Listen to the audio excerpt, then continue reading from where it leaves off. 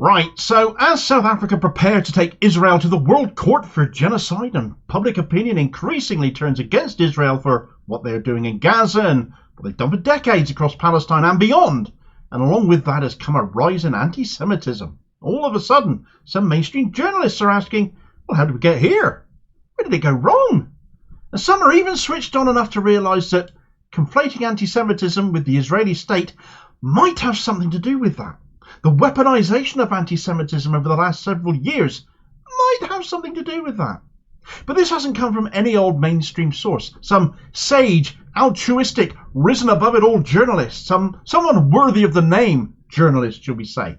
This has come from someone who was literally engaged in it, back when weaponising anti-Semitism was used to get rid of a certain former Labour leader called Jeremy Corbyn, who would have brought change for the betterment of the lives of ordinary people up and down this country, flying in the face of what the establishment wanted, of course, seen as perfectly fine thing for us, but for establishment stooges, using anti-Semitism to do what they did, well, it was the mud that finally stuck to a politician who was otherwise as honest as the day is long and squeaky clean in his background.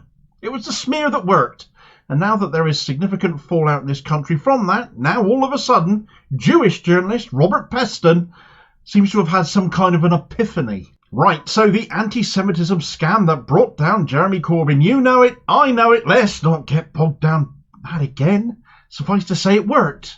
Those who worked against him, both inside the Labour Party, Keir Starmer's faction, and outside, mainly in the press, brought him down. Handed the country to Boris Johnson in 2019 after narrowly failing to beat Theresa May back in 2017. A proper election campaign back then instead of a snap election might have won it for Corbyn and co, but all of this is now academic and historical. What isn't is the racism fallout from weaponising anti-Semitism to do what they did. That Pandora's box is very much still open.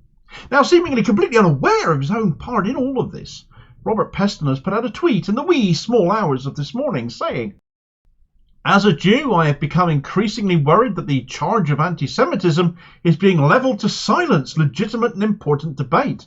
Anti-Semitism is on the rise, but there is also a rise in the unscrupulous use of the term to silence reasonable questions about the Israeli government's actions in Gaza. This article in the Harvard Crimson by Jewish community leader Bernie Steinberg warns of incipient McCarthyism. It is worth reading, whichever side of the debate you're on." This tweet is indeed in relation to an article which I will move on to presently. But hold the bus here 2 minutes. Have you looked in a mirror, sunshine? Silencing the debate on legitimate and important anti-Semitism, as you put it, you were part of it. A key example of Peston's involvement here was back in 2020, during the Labour Party leadership campaign following Corbyn's resignation. And we have to come back to Labour because anti-Semitism in public debate and discourse is at the level it is today, not just because Israel and particularly Zionists conflate Israel's existence with the Jewish religion, falsely, but because this form of racism was weaponised against Corbyn particularly, specifically, and they haven't been able to put it back in its box again. Now it's become inconvenient for those now in charge. A beast they let out of its cage that they can't get back in, as it were. Back in 2020, a hustings was held jointly by Jewish News, Labour Friends of Israel and the Jewish Labour Movement, which all four then leadership contenders, Keir Starmer, Rebecca Long-Bailey, Lisa Nandy and Emily Thornberry, took part in. And Peston was the host, Peston was the compere. And Peston asked a question to them. Do you regard it as anti-Semitic to describe Israel, its policies, or the circumstances around its foundation as racist because of their discriminatory impact? Is that an anti-Semitic statement? Well, that's not at all conflating being critical of Israel being anti-Zionist with anti-Semitism, is it, Robert? How come it's such a mystery how we got there to you now? Asking that question at a Labour leadership hustings too can only ever also be seen as deliberately following what was done to Corbyn. All of the contenders wrongly said yes. It's one reason why I, who was still in Labour at that time, chose not to cast a vote for any of them, because they were all, frankly, pathetic on this. I expected more of Long-Bailey, but then she let John Lansman run her campaign. He, the ex-Momentum leader, founder, who has now joined the Jewish Labour movement. Read into that what you will. Having got his answer, though, Peston continued. He asked, right, so Jeremy Corbyn presented to the NEC, Labour's National Executive Committee, a document which went to the NEC to approve, which would have said that statement is not anti-Semitic. That was a disgrace, wasn't it? What is a disgrace is asking the question, Robert. What is a disgrace is you trying to inure yourself from having any part in where we are today with anti-Semitism, both with the Labour Party and globally with anti-Semitism, nationally, shall we put it, now led by an ardent and unapologetic Zionist as the Labour Party is, and indeed the state of anti-Semitism in this country as a whole. Such is the influence of mainstream journalists. But these were your words, Peston. You asked this of Labour leadership candidates. You were therefore a perpetrator, were you not? Asking such inflammatory questions in the context of putting the boot into a lifelong anti-racist the media smeared cannot be viewed any other way, in my opinion, and definitely wanting to hear different from whichever person happens to succeed him. But perhaps you disagree. I'd love to hear you try and explain that if so, though. Of course, an answer was expected, and it was Rebecca Long-Bailey who happened to pipe up, and she said, I can't remember the exact words. That's as far as she got. She was the lefty candidate, you see. She was seen as the Corbynite, the continuity Jez candidate. So she was the one who got interrupted. But she wasn't just interrupted. Peston blew up at her, as did the assembled audience, which, if they are all from those three organising bodies of this event, should be of no surprise to anyone at this point in time.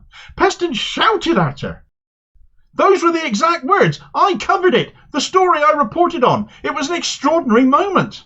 I don't understand why the NEC did in the end approve the document. At that point, there wasn't a deeper reckoning. This was back in 2018. I don't understand why there wasn't a deeper reckoning. Nothing like hammering the point home and dragging events up that were at that point 2 years old, eh, Robert? You bellowed at a Labour leadership contender, and you don't know why debate is now being silenced. You now have just tweeted a rise in the unscrupulous use of the term to silence reasonable questions about the Israeli government's actions in Gaza. Your words, your tweet from this morning, yet your question to Labour leader candidates in 2020 was a masterclass at showing why you and others in the mainstream media drove this, along with the politicians of the day.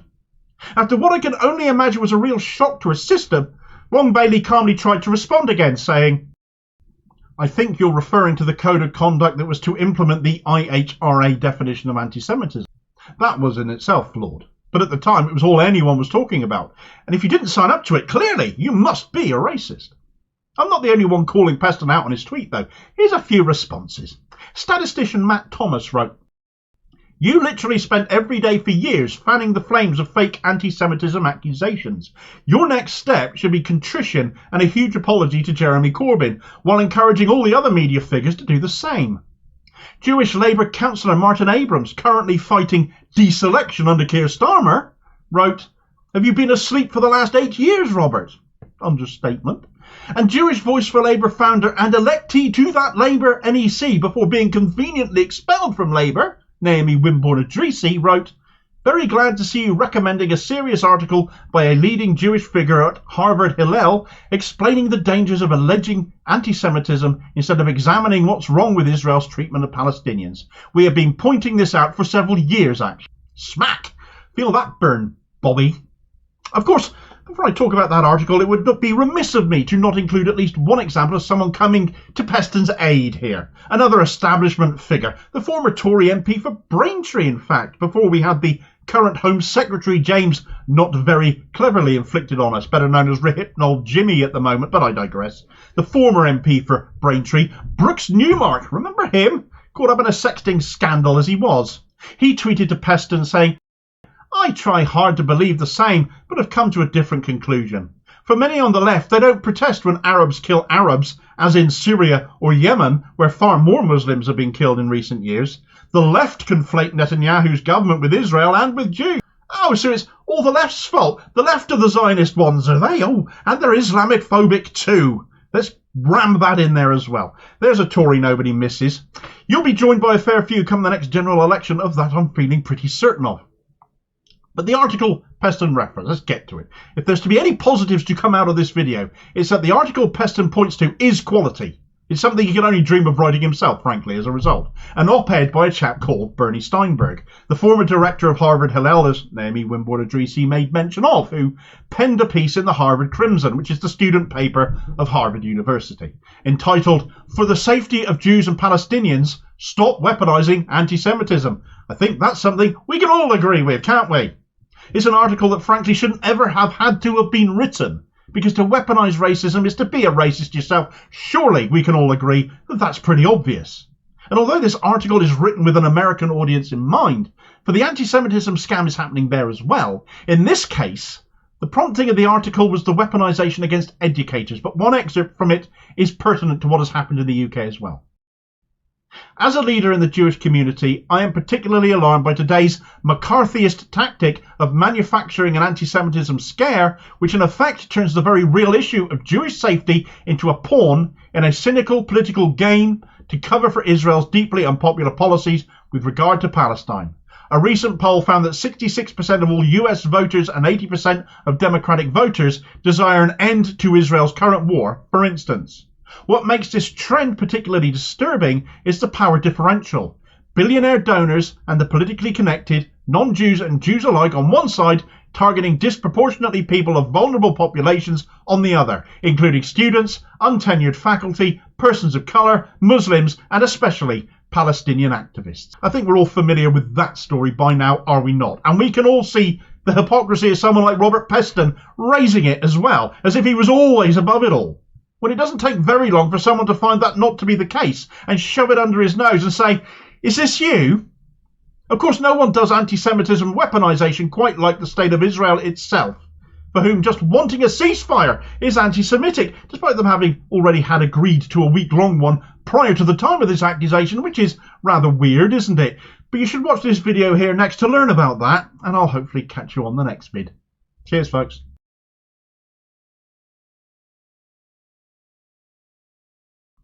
Right, so Keir Starmer. It's the end of the year. You might have guessed he'd have some kind of a New Year message to pass on to the people of the UK, whether we wanted it or not, though sadly it's never the resignation announcement many of us keep hoping for. For the man as shameless as he is dishonest, it was an excuse to once again pretend he cares about anyone except himself. We're talking of pride and achievement in the UK, talking of war in Ukraine and Israel and Gaza, before turning the whole thing into a party political broadcast for himself. I found it to be as mind-numbing as it was angering. Not one apology for the mistakes he's made, the stupidity he spouted, the offence he's caused, or the insults to so many on the left. Therefore, you can imagine that not just I have had something to say about his New Year message, but a great many people took to social media to have a say on it as well. And who am I to deny them a slot in this video? Starmer has ended the year as he will go on through 2024, being reviled by most people in this country. And if he does end up as Prime Minister at some point this year, it will be despite him, not because of him. Right, so, Keir Starmer. It was another one of those speeches to end the year off, was it, Damo? You might be thinking that, and I'm afraid, yes, it was. Like most of his others, pretending everything is a relaunch as he tries to forget everything he's screwed up so far, perpetually blowing up in his face, as things tend to do. But that's what happens when you lie like a rug to the British public time after time and never apologise for any of it, despite the number of times you keep getting caught out doing it. So let's get it out the way and then we can shred it, can't we? Starmer said, "On behalf of the Labour Party, I'd like to wish you all a happy new year. I hope you had a wonderful Christmas. 2023 has been a year of pride and achievement. For the Lionesses, yet again, so close to doing an unprecedented double. And of course a year when our country stepped into a new era with a new king, King Charles III, crowned in the spring. It has also been another tough year economically for millions of people. And beyond our shores, a time of great insecurity, with war still raging in Ukraine and enormous suffering in Israel and Gaza. The Labour Party will do everything we can in 2024 to push for a political solution to that conflict. A secure Israel alongside a viable Palestinian state. A hope that may be fragile, but that must be kept alive because there is always power in that word hope. It is the fuel of change, the oxygen of a better future. And this year, in Britain, the power to shape the future of our country will rest in your hands. In the Labour Party, we've been building to this for 4 years. We're confident we have a plan that can move our country forward, end the cost of living crisis, take back our streets, get the NHS back on its feet, cheaper energy bills for your home, more opportunities for your children. But most of all, I'm ready to renew our politics so it once again serves our country.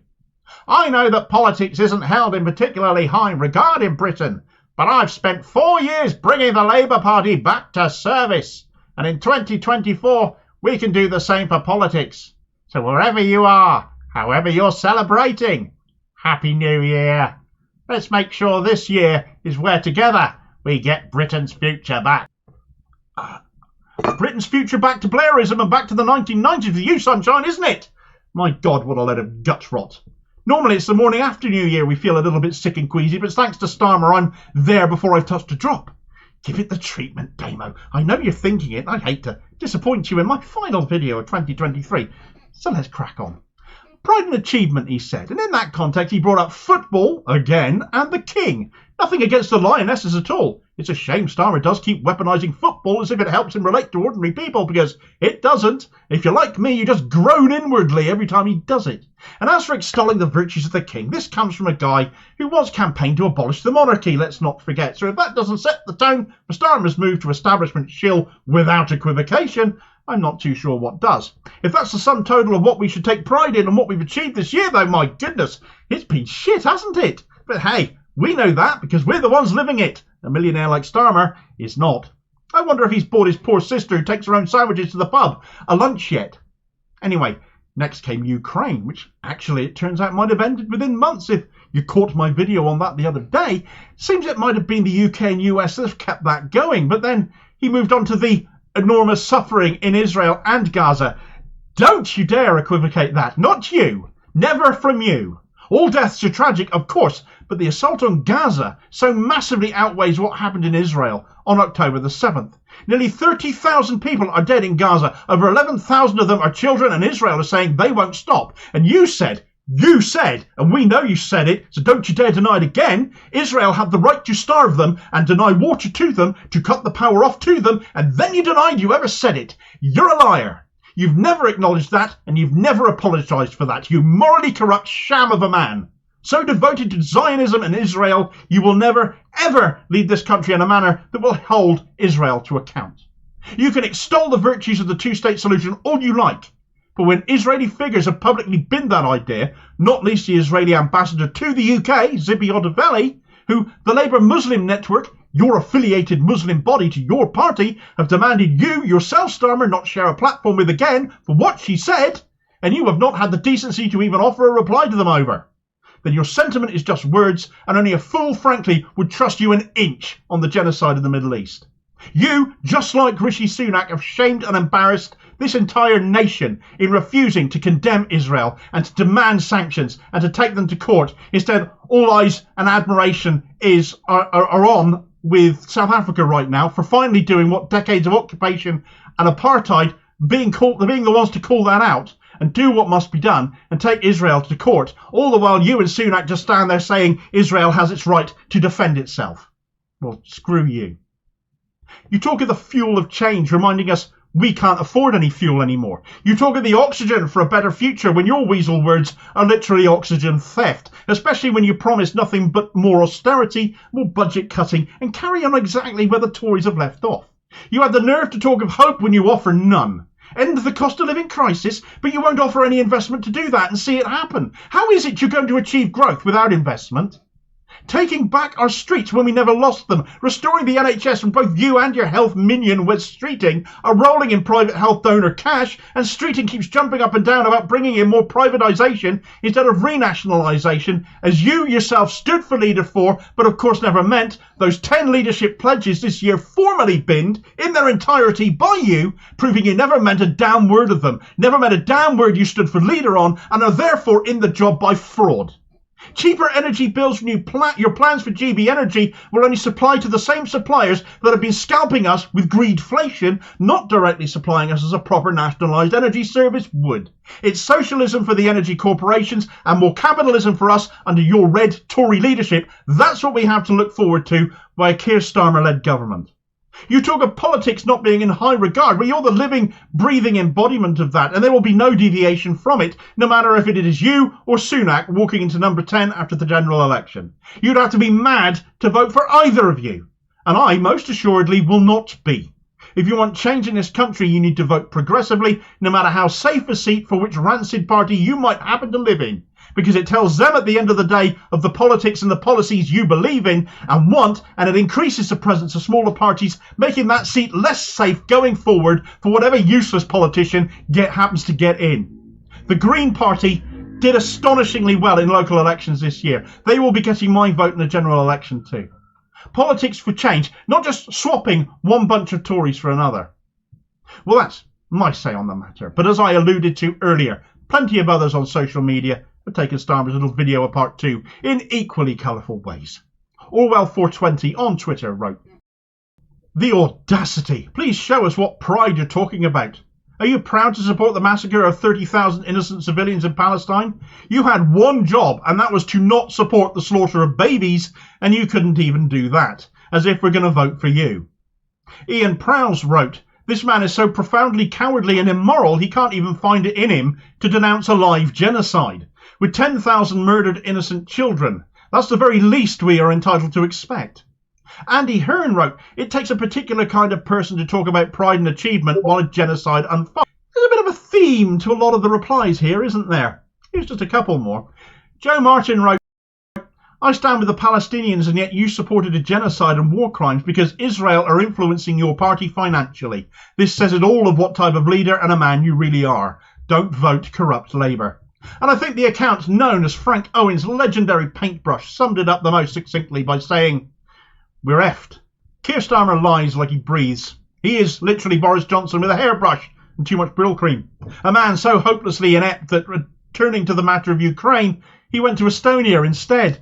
And on the matter of ceasefires, which he has of course consistently opposed in Gaza, he decided to chunter on about that again, all while stood in front of a bloody tank. If you want to know more, you need to watch this video next, and I'll hopefully see you on the next vid in the new year. Cheers, folks."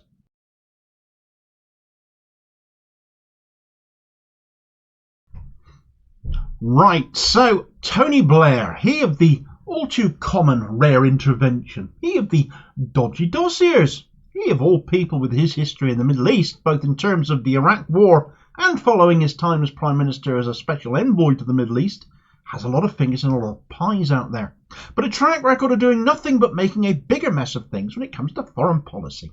Keir Starmer's idol as he is the last person you want anywhere near this situation in Israel and Gaza right now. But guess where he is, and his rictus grin have cropped up now. Yep, Blair's in Israel. He's there, it is alleged, to discuss what is being reported as day after issues, the what do we do with Gaza after the war finishes scenario, from the Israeli perspective, obviously. So the question is, with him meeting with Israel's leaders and not with Palestinian ones, at least that is not being reported, and perhaps also isn't surprising. What exactly is he up to? Because seeing what Israel have done over the last 11 weeks and heading to court as they now are thanks to South Africa, a cynic might think this amounts to Blair potentially getting involved in ethnic cleansing. Right, so Tony Blair is back in the Middle East, it is being reported. But actually he's been active there for a few months, building links between Netanyahu's genocidal government and Keir Starmer's Labour Party, you see.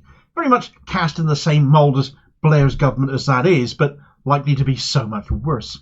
If Starmer is the sort of person who wants to build diplomatic connections to someone like Benjamin Netanyahu, that Zionist without qualification as Starmer is, why the hell would you want him to run the country? But therein is the fight so many of us have had, who have repeatedly pointed out issues such as this.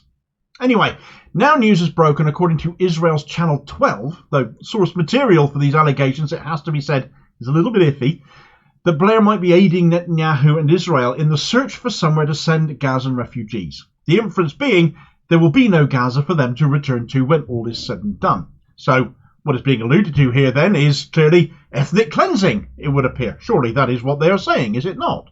Is Blair involving himself in this? Well, a spokesperson for him has vehemently denied that. Channel 12 published this statement saying, "The reports that Tony Blair has something to do with voluntary evacuation are not true. There was no such discussion and he does not intend to consider it either."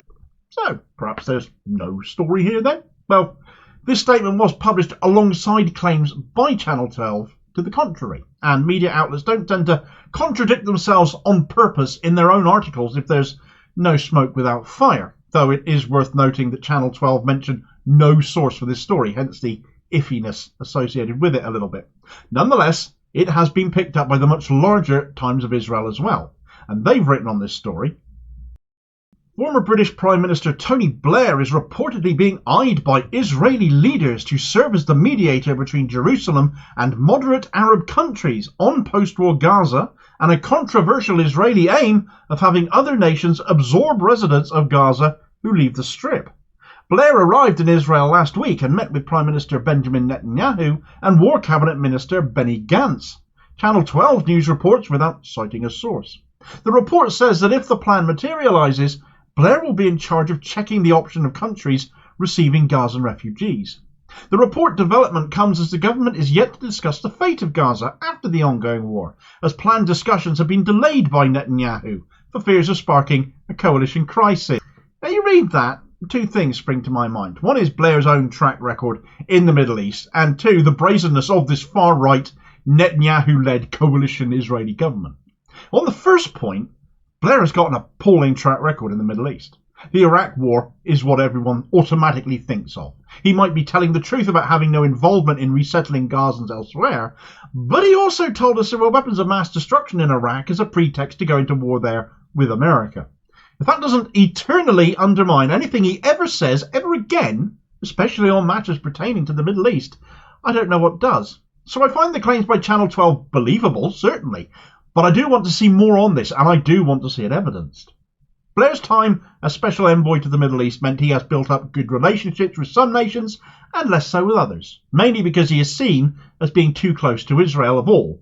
So when it comes to Israel, his impartiality and his agenda become all the more questionable as well. But on the second point, Netanyahu is completely beholden right now to his hard-right coalition partners in government, and they want the Gaza Strip for more of their settlers. So no longer is any of these attacks about retaliation for October 7th. Now they are admitting what so many of us have thought for weeks now, that this is just a land grab, and they've just taken the opportunity and used October 7th as a pretext for that.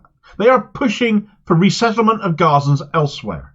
There has been a lot of talk about pushing them into the Sinai Desert in Egypt, a region regarded as unsafe because of various militant factions who operate there, but which various Israeli spokespeople have considered an option. They've been quite keen on this in Israel for quite a while. A couple of small problems though. You're talking about sending 2.2 million displaced people into the desert. There's nothing there. They require infrastructure, and they are expected to become Egypt's problem. Egypt have a say in that. But not only that, the big elephant in the room is that this is forced movement of people. People who have already been forced to move south in the Gaza Strip to still be attacked anyway as they have been, despite being told, oh, go south, it's a safe place for you to go. This is ethnic cleansing. This is against international law again, and Israel are already on their way to the International Court of Justice over this, and then some. The alternative to that, of course, is to have other nations absorb the Gazan population, and this is what Blair is rumoured to be being involved in. I dare say few of them would be keen on that. For one, it would be enabling Israel to ethnically cleanse Gaza, giving them permission for that effectively. The people of Gaza already have their own land under occupation, which people want to see lifted. The last thing anyone wants to see right now, except for those ardent Zionist head cases, is for Israel to seize it, assimilate it, and settle it, all in violation of international law. After all, where would that end then? Gaza today, the West Bank tomorrow, the Golan Heights the day after that? Lebanon next, maybe? If Israel can get other nations taking Palestinians in so they can seize their lands and their homes, what's to stop them keeping on going? Of course they're going to do that, surely. Where will it end? This isn't a two-state solution, is it, either? As this country is still supposed to be in favour of, as Keir Starmer wetly still claimed to support in his New Year's speech yesterday. This is a one-state solution entirely as Israel want. It's letting them have their way despite everything they are doing. Functionally, the one thing we do know with certainty is that Blair is in Israel, and he's having conversations with the Israeli leadership. We know he's been building bridges for months between Netanyahu and Starmer. This could just be more of that. But the fact Israeli media outlets are reporting otherwise shouldn't be ignored. This is Tony Blair we're talking about, after all. When does he do anything not ultimately in his own interests? Well, comment is already being passed on this, of course. Trita Parsi, who is the 2010 recipient of the Grawemeyer Award for Ideas Improving the World Order. That's an award you might not have heard of. I certainly hadn't. So somebody with a few ideas on such things, though, said of this news, Who do you turn to when you want a professional to help you with genocide and ethnic cleansing? Tony Blair, of course. Well, he's not pulling any punches on that, is he? Cage International, which is an NGO on counter-terrorism and locating prisoners seized during times of war who've gone missing, also passed comment on this news, saying, "This war criminal has to be arrested. The world didn't hold Tony Blair to account for his war crimes in Iraq. Now he is aiding ethnic cleansing and genocide by colonial settlers in Palestine." And the always excellent Middle East Eye outlet have had their say too, saying, Tony Blair recently met with Netanyahu and Gantz to go over the possibility of the former British leader taking charge of where Palestinian refugees from Gaza could be relocated, reported Israel's Channel 12. And this comment here by Ashish Prasar, somebody who used to work for Tony Blair. So, who knows him best of all? Probably the most on point in which case. And he said of this news, "As a former employee of Tony Blair, I can tell you that as the Middle East peace envoy, he never looked for a settlement that would be good for Palestinians and has no business making decisions about Palestinian lives going forward." Well, isn't that the truth? Let's just end this video with where we're at right now as the backdrop to what Blair is allegedly doing here. Almost the entire population of Gaza has been displaced. Nearly 30,000 people are dead, nearly 11,000 are children. Thousands more are missing, presumed buried under rubble. That death toll can only possibly rise. Netanyahu has said he's going to continue this war of his for months. So in what way can this possibly still be seen as retaliation for October 7th? And what is Blair genuinely doing? Because it isn't calming the rhetoric, that's for sure. Netanyahu now wants to control the Gaza-Egypt border, which he has no right to. A border crossing is of no importance except to keep people under subjugation and forced imprisonment, to maintain the security of the largest open-air concentration camp in the world, which is the Gaza Strip. His finance minister and one of his hard-right coalition party leaders, who he has to keep sweet, Bezalel Smotrich, has said as recently as just Saturday that there will be an exodus of Palestinians and instead Israelis will live in the Gaza Strip. Ethnic cleansing by their own admission, and Blair is out there talking to them about something. He really ought to come clean and tell us what, if it's not this, in which case. So if not ethnic cleansing, perhaps elaborate for us, Tone, because if you won't, well, of him we're always going to think the worst, aren't we? And it's not just in the Middle East Blair's malign influences at work, because back here, in another one of those all too common rare interventions, he said as recently as July gone that we're spending too much on public services. Too much on them. Is that what you think where you are? Very much setting Starmer's agenda for him though, isn't it? This video here demonstrates, and you should very much watch it if you despise Blair but are thinking about backing Starmer. And I'll hopefully catch you on the next vid. Cheers, folks.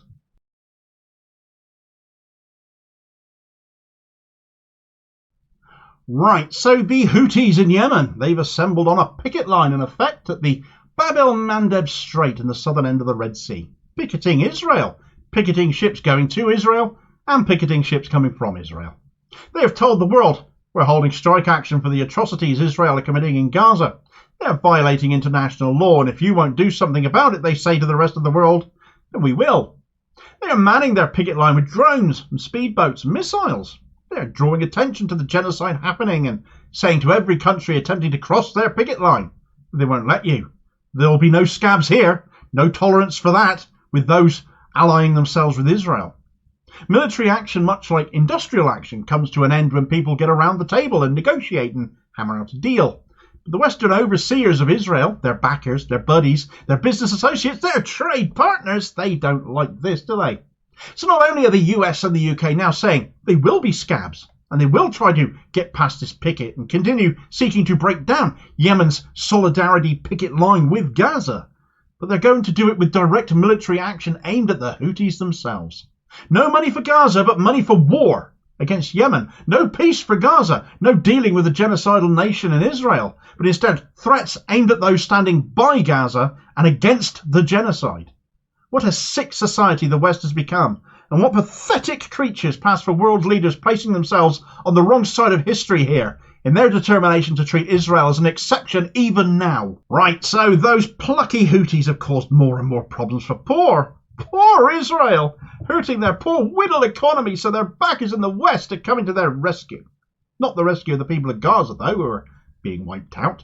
Their lands ethnically cleansed, not the 10,000 kids killed. That doesn't motivate them. But 2 tankers in the Red Sea targeted by Yemen, and watch them mobilised now. Whoa, they can't move fast enough. Oops, what am I thinking? I call them Yemen and Houthis so far, haven't I? I've forgotten the media are all about blaming Iran for all of this, aren't they? So we better say Iran-backed Houthis, not US-backed Israel, though. We can't say that. That'd be journalism, wouldn't it? But let's turn to what our government here in the UK are saying, because reports dropping this morning are that our unelected Prime Minister Rishi Sunak and his mandateless gang of cabinet miscreants are planning airstrikes on Houthi rebels, emboldened by the fact the US has apparently sunk 3 Yemeni boats harassing a tanker. Yemenis died for Israel's convenience, and we're now saying, and by we I mean the UK government, they aren't doing any of this in my name, want some of that action too. What does Sunak want? A pat on the head by Netanyahu? Well, I wouldn't put it past him. The living daylights are getting blasted out of Gaza and their people, and our government wants to take military action against those brave enough to take a stand against that. This is the action of a bully and a coward, frankly, to target a poor Arab nation standing in solidarity with an occupied Arab territory. Occupied for 56 years, let's not forget, in flagrant disregard of international law, for decades long, that nobody has done anything about. South Africa are now doing something via the courts, and Yemen are via interference. The quote of the day on this, though, has to come from our utterly talentless and massively over-promoted Defence Secretary Grant Shapps, who, having taken to the Tory graph, as all Tories do, to set out their stall, has said, "The Houthis should be under no misunderstanding. We are committed to holding malign actors accountable for unlawful seizures and attacks." Malign actors? Of course, standing up for Palestine in the face of genocide, malignant. You compare what the Houthis are doing to acting like some kind of a tumour in the Red Sea to be cut out.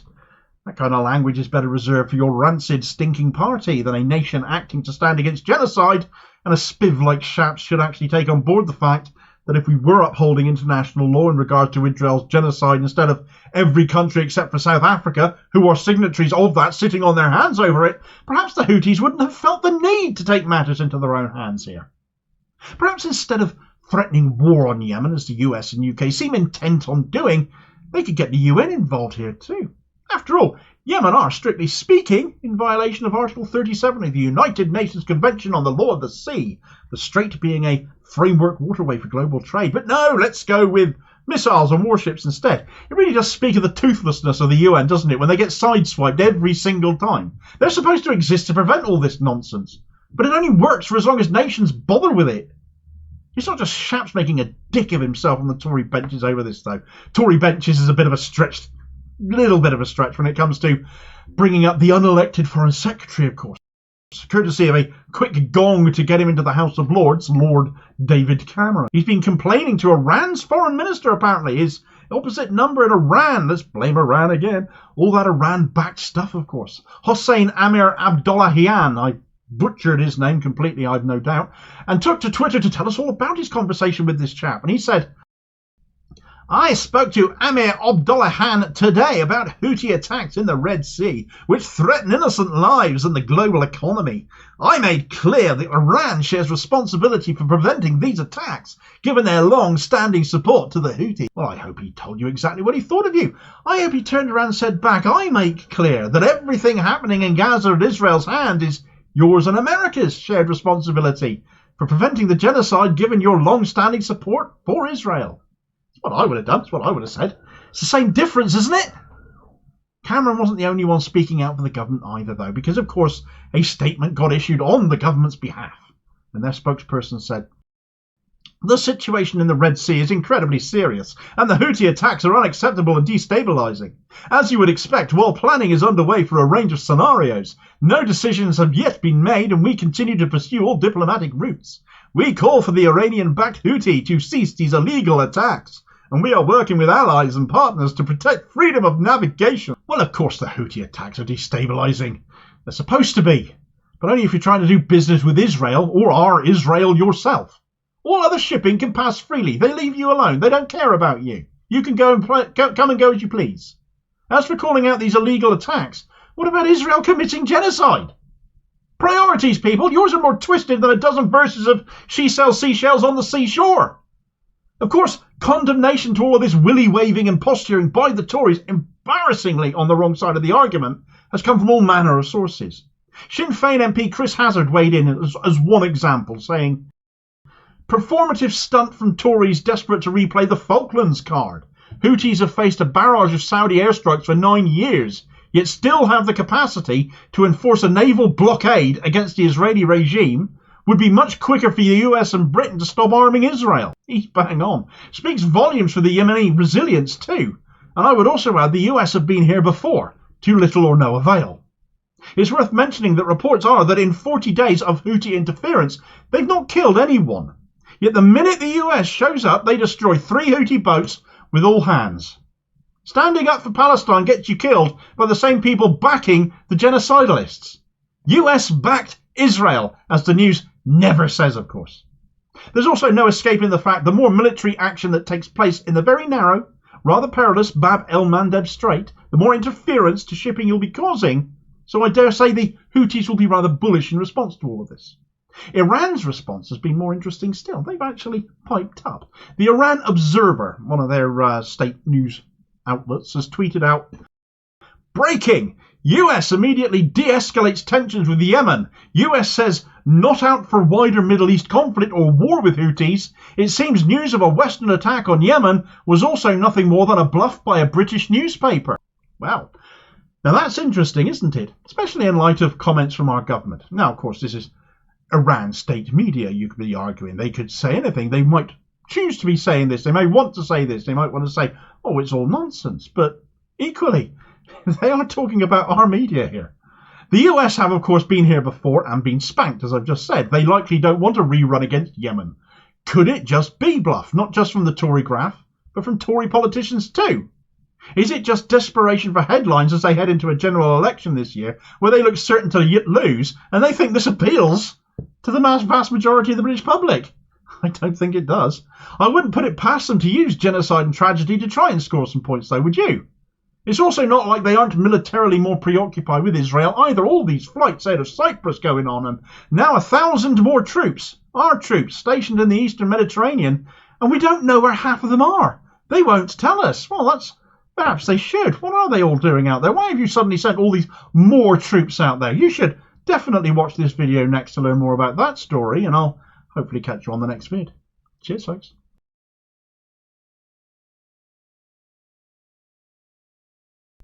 Right, so the new year has got off to an awful start for Keir Starmer's health minion, Wes Streeting. This video is going to be more about that. The multitude of ways his year has got off to quite a rotten start. My heart bleeds for him, truly. You can tell by the mocking tone of my voice. But a breaking story this morning served to remind me, as if it were really needed, just how much he deserves a bad day or two. And also what a god-awful NHS privatiser in waiting Wes Streeting actually is. Streeting, you see, is also involved with Labour Friends of Israel, LFI. Who could have guessed he would find a way to combine his loyalty to Israel with NHS privatisation? But he's done it. Labour, no longer anything like on the side of the health service, led by a guy as it is who stood to renationalise it and remove the privatisation that has already crept into our health service, and yet here we are today with Keir Starmer's Labour and Wes Streeting ready to carry on where the Tories leave off should they win the general election, and holding up a private health firm from Israel as an example, no less. This is exactly what Streeting has done today, when we're all living health privatisation here and now, and we know it doesn't work, let alone take inspiration from a genocidal regime to continue with it. Right, so Wes Streeting, if anyone deserves to have some bad news come their way to ring in the new year, it is he. But I'll come on to that in a little bit. End the video on something of a positive note.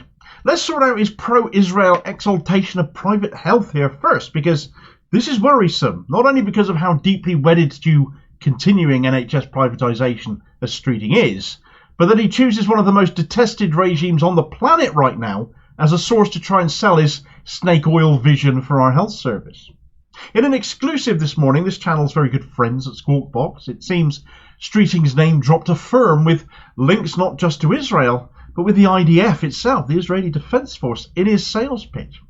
You see, Streeting is eyeing up the NHS app so many of us have on our phones right now. Some 31 million of us apparently have it, using such data to open up the NHS to more health entrepreneurs, not more medics then. That's a rotten shame, isn't it? What we need, according to Streeting, is more people making money out of the health service rather than investing more in it.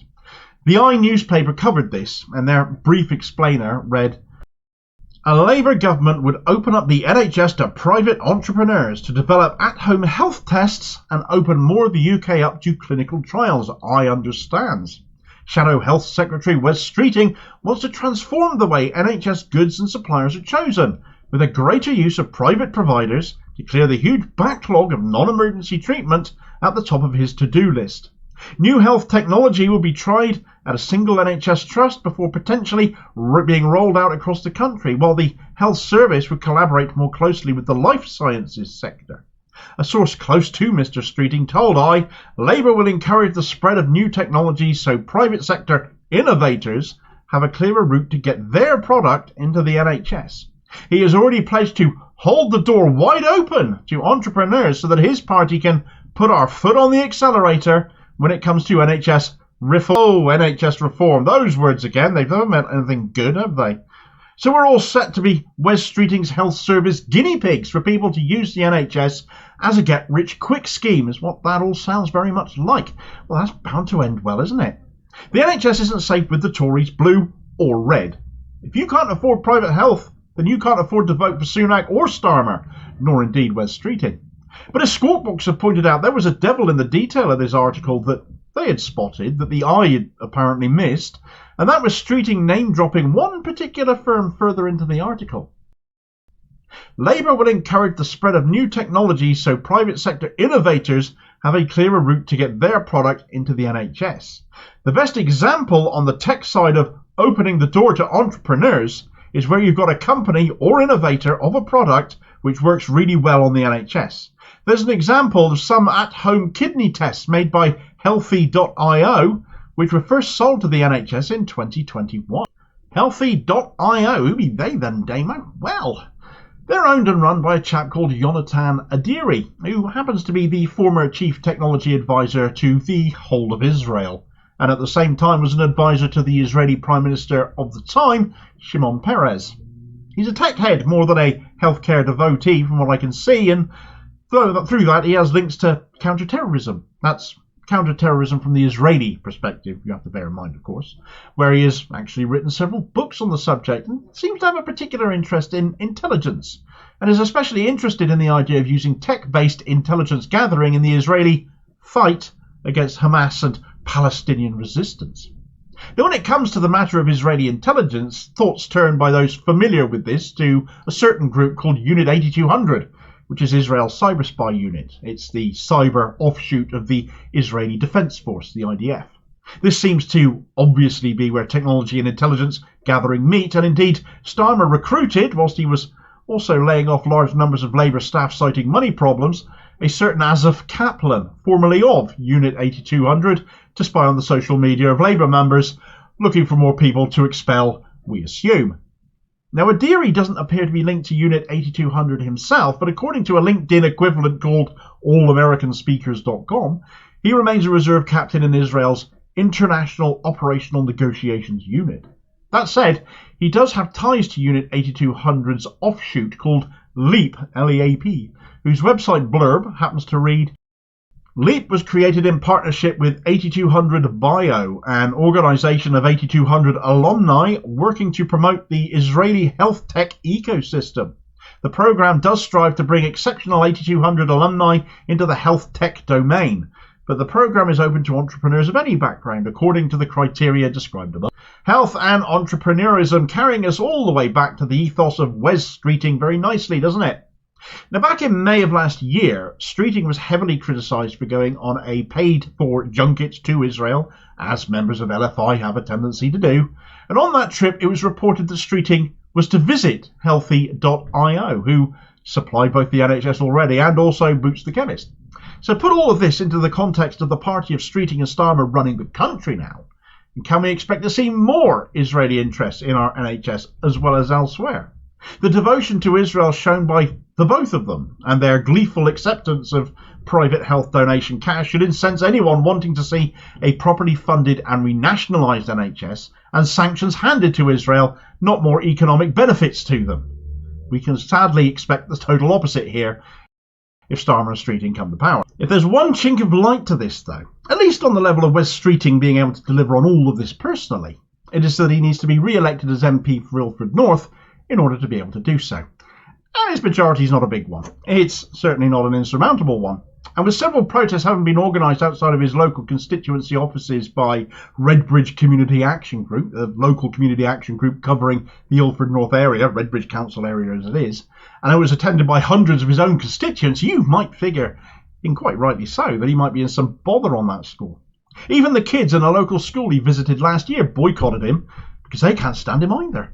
But things are actually even worse than that for Streeting now, because an independent formally standing against him at the next election now is a guy worth sitting up and taking some serious notice of. Syed Siddiqui has been on the receiving end of Labour's abuse in Streeting's patch more than most. Following an Islamophobic phone call he received in 2017, both the perpetrator of the call and Siddiqui himself bizarrely got suspended.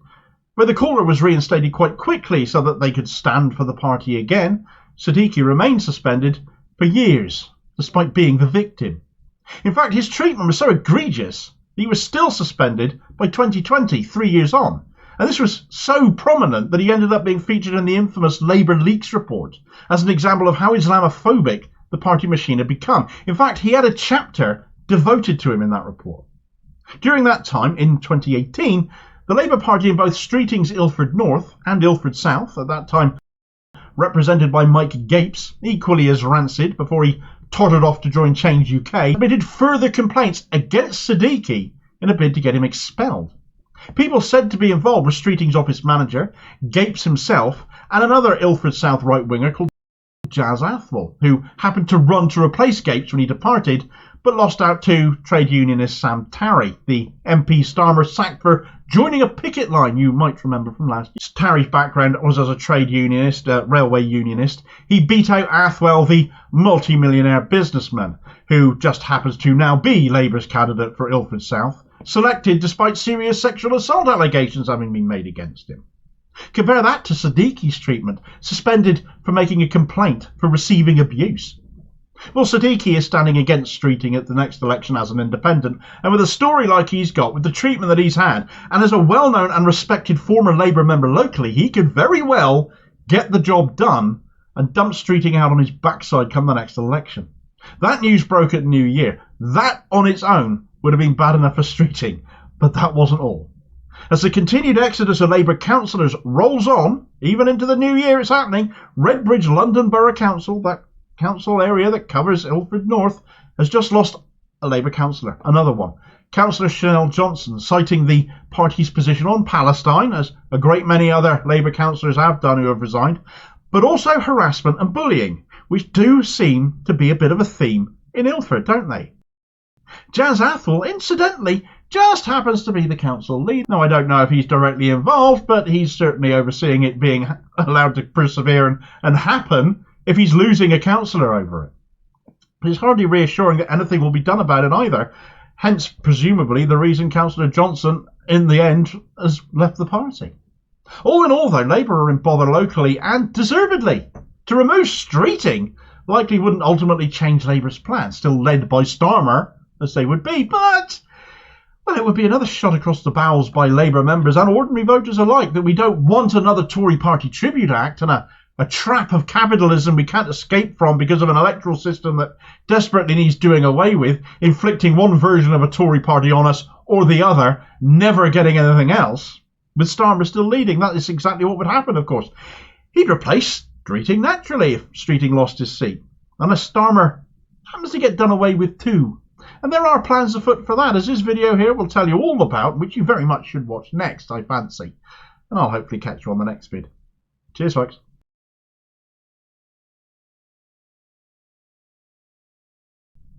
Right, so the events of October 7th, Hamas entering Israel, entering Israeli kibbutzes, taking hostages and the like, that have kicked off an increase in aggression by Israel on Gaza since then. Not started that aggression, of course. It's been going on for far longer than that, as we know.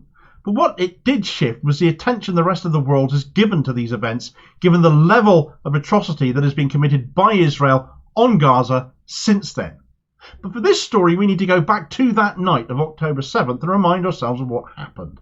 The Hamas operatives heading towards those farmlands, those kibbutzes in a strike against Israel in resisting their occupation. Absolutely not condoning how they chose to do that in any way, shape or form, of course, because people died and hostages were taken, and none of us should ever agree with any of that. But what they didn't expect to encounter, we're told, was a music festival in their way. A music festival that also ended up seeing people die and hostages taken from as well. Though of those who died, more and more evidence is mounting up laying the blame for a great deal of those deaths at the feet of the Israeli Defence Force. Now, a group of survivors of that night, of that music festival, are having their day in court, in the very first civil damages case of its kind, as they are seeking damages totalling some 200 million new Israeli shekels, equivalent to some $56 million, accusing the Israeli security force Shin Bet of negligence, because of course Israel knew it was coming. Right, so the Israeli state is getting sued, the Israeli security forces and a few others at any rate, so by extension the state, by their own people no less, over the events of October 7th, on the grounds of negligence, because the Israeli state knew the attack from Hamas was coming. If you cast your mind back to when these most recent events began on October 7th, it was alleged from the very start that Israel knew Hamas were coming, knew they were planning an attack, and they just let it happen. Egypt have repeatedly stated that they had warned Israel it was coming. As arbiters often between Israel and Hamas, Egypt were privy to this knowledge, had gathered this intelligence, and they passed it on, certainly in the belief that in doing so, Israel would act upon it and seek to counteract and preserve life in their Israeli state. Instead, this most batshit and right wing of Israeli governments, Netanyahu's hands tied seemingly by the very worst elements of right-wing political ideology that he chose to go into government with, appear to have allowed this situation to have played out. And we can only conclude from that, and everything that we've witnessed since, that this was done deliberately to excuse what they are now doing, committing genocide, violating international law, forcibly moving 2.2 million Gazans and seeking to ethnically cleanse Gaza for takeover and settlement by Israel. So to that end, anyone who happened to be caught in the crossfire on October 7th was apparently considered expendable. Their lives a price worth paying for where we are now. That might seem a blunt and callous thing to say to some of you, but we know so many Israelis who were killed that night were killed by the IDF, were killed by their own countrymen. Hannibal directives were in place, shoot to kill orders on their own populace as they are, to prevent them from being taken hostage, and we're supposed to be surprised that they've shot and killed Israeli hostages in Gaza rather than rescue them, that they've blown up Hamas tunnels in Gaza even though hostages were reported to be present there as well. Israel's actions towards their civilian people do not appear to place a lot of value on them, and this is what has triggered this court case, the first civil lawsuit of its kind, seeking damages from the authorities for not doing what they needed to prevent loss of life that night. 42 of the survivors of the Nova Festival have filed a claim for 200 million new Israeli shekels at the Tel Aviv District Court against Shin Bet, against the IDF, against the Israeli police, and against the Defence Ministry, alleging that they all failed in their duty to protect their own citizens in multiple different instances. You see, it would have taken just one phone call to the security service commander overseeing the Nova Festival to call the whole thing off and close it down on the basis of safety, particularly given how close to the Gaza Strip it was being held. But nothing was done. Israel knew. Israel let Hamas come. Israel let that festival go ahead just outside the kibbutzes in the region, Kibbutz Re'im specifically. But of course many more were hit, farming communities as they are basically. That would have saved lives, prevented the injuries, both physical and mental, to the survivors, hundreds of partygoers, including the plaintiffs, and as the lawsuit itself puts it, the negligence and the gross oversight is beyond belief. Amongst the claims damages are being sought for are loss of earnings, pain and suffering, loss of future earnings, and medical expenses. Now, it should be said that this story is being most widely reported on at this moment in time by Israeli sources. And when they're coming from Israeli sources, when they're coming from the likes of the Times of Israel, there's still an effort to put a decidedly pro-Israeli slant on things, even though it's the Israeli state and their agents that are being sued here. Again, the accusations come of people in the kibbutzes being raped and murdered and being burnt alive by Hamas comes up. But as always, the question never asked and certainly never answered is where the heck did Hamas find time to do all of that? Where did they find the fuel and time to burn people alive? So much of the rhetoric just comes into question. It falls apart when it comes under just some very basic, simple scrutiny. There is no excusing the Hamas attack. No one is excusing it in their right minds. So stop making stuff up that can be easily disputed and disproved then. There is also, of course, no mention of all of those killed by the IDF here. 1,200 people reported killed at the festival and in the kibbutzes, as well as 240 hostages taken. We know the IDF killed a lot of these people. Tanks blowing up houses, helicopters shooting people fleeing the festival. The footage of this happening has been widely seen now. So why do you still seek to deny your part in that? Anyway, the legal action is not to do with what happened on the night, more why it was allowed to happen at all. Nevertheless, and despite some of its more colourful narrative, shall we call it, the Times of Israel did provide some enlightening information leading up to the events of October 7th, bearing out the negligence of the Israeli forces. And here's what they had to say. Here's an excerpt. On the night between October 6th and October 7th, at least 2 IDF assessments were held due to unusual incidents on the Gaza Strip border. One near midnight and another assessment close to 3 a.m, several hours before the Hamas attack, the lawsuit read. The plaintiffs expressed disbelief that despite the fear amongst security officials that a day of fighting could break out, including attempts to capture soldiers and civilians, no immediate order was given to disperse the event. They said that the IDF was unable to provide adequate security for the event since many soldiers were at home over the Simchat Torah holiday. Only 27 police officers were stationed at the party, most of them not in possession of long arms, as required when based near the border, the claimants said. Attorney Shimon Buchbat, a retired Air Force commander cited as an expert in the lawsuit, said that the IDF was negligent in giving approval for the party and that any reasonable official would not have allowed it to go ahead. The event was held a small distance from the Strip's border. The noise from the party was heard by Gazan residents and revelers were an easy target for the terror attack, he said in the claim. The lawsuit also cited testimonies of plaintiffs who experienced the horrific scenes of the massacre. Now that I found interesting. A lot was made of Hamas not being aware that the event was going on, the festival was going on, but could it be heard from Gaza? Well, according to this source, it could be. We have a pro-Israeli source saying so, do we not? So perhaps we need that corroborated by a more impartial source. But what it absolutely does say, given its pro-Israeli nature, is that more and more it is looking like Israel deliberately set the scene for what they knew was coming. That the event based on intelligence they had should never have happened. That intelligence they had from Egypt told them they knew it was coming. Their denials on that make them look all the more guilty. And should this lawsuit be successful, that is going to make Netanyahu's government look all the more implicated in deliberately putting their own people, innocent people, in the line of fire in order to justify everything that has happened since that day in Gaza.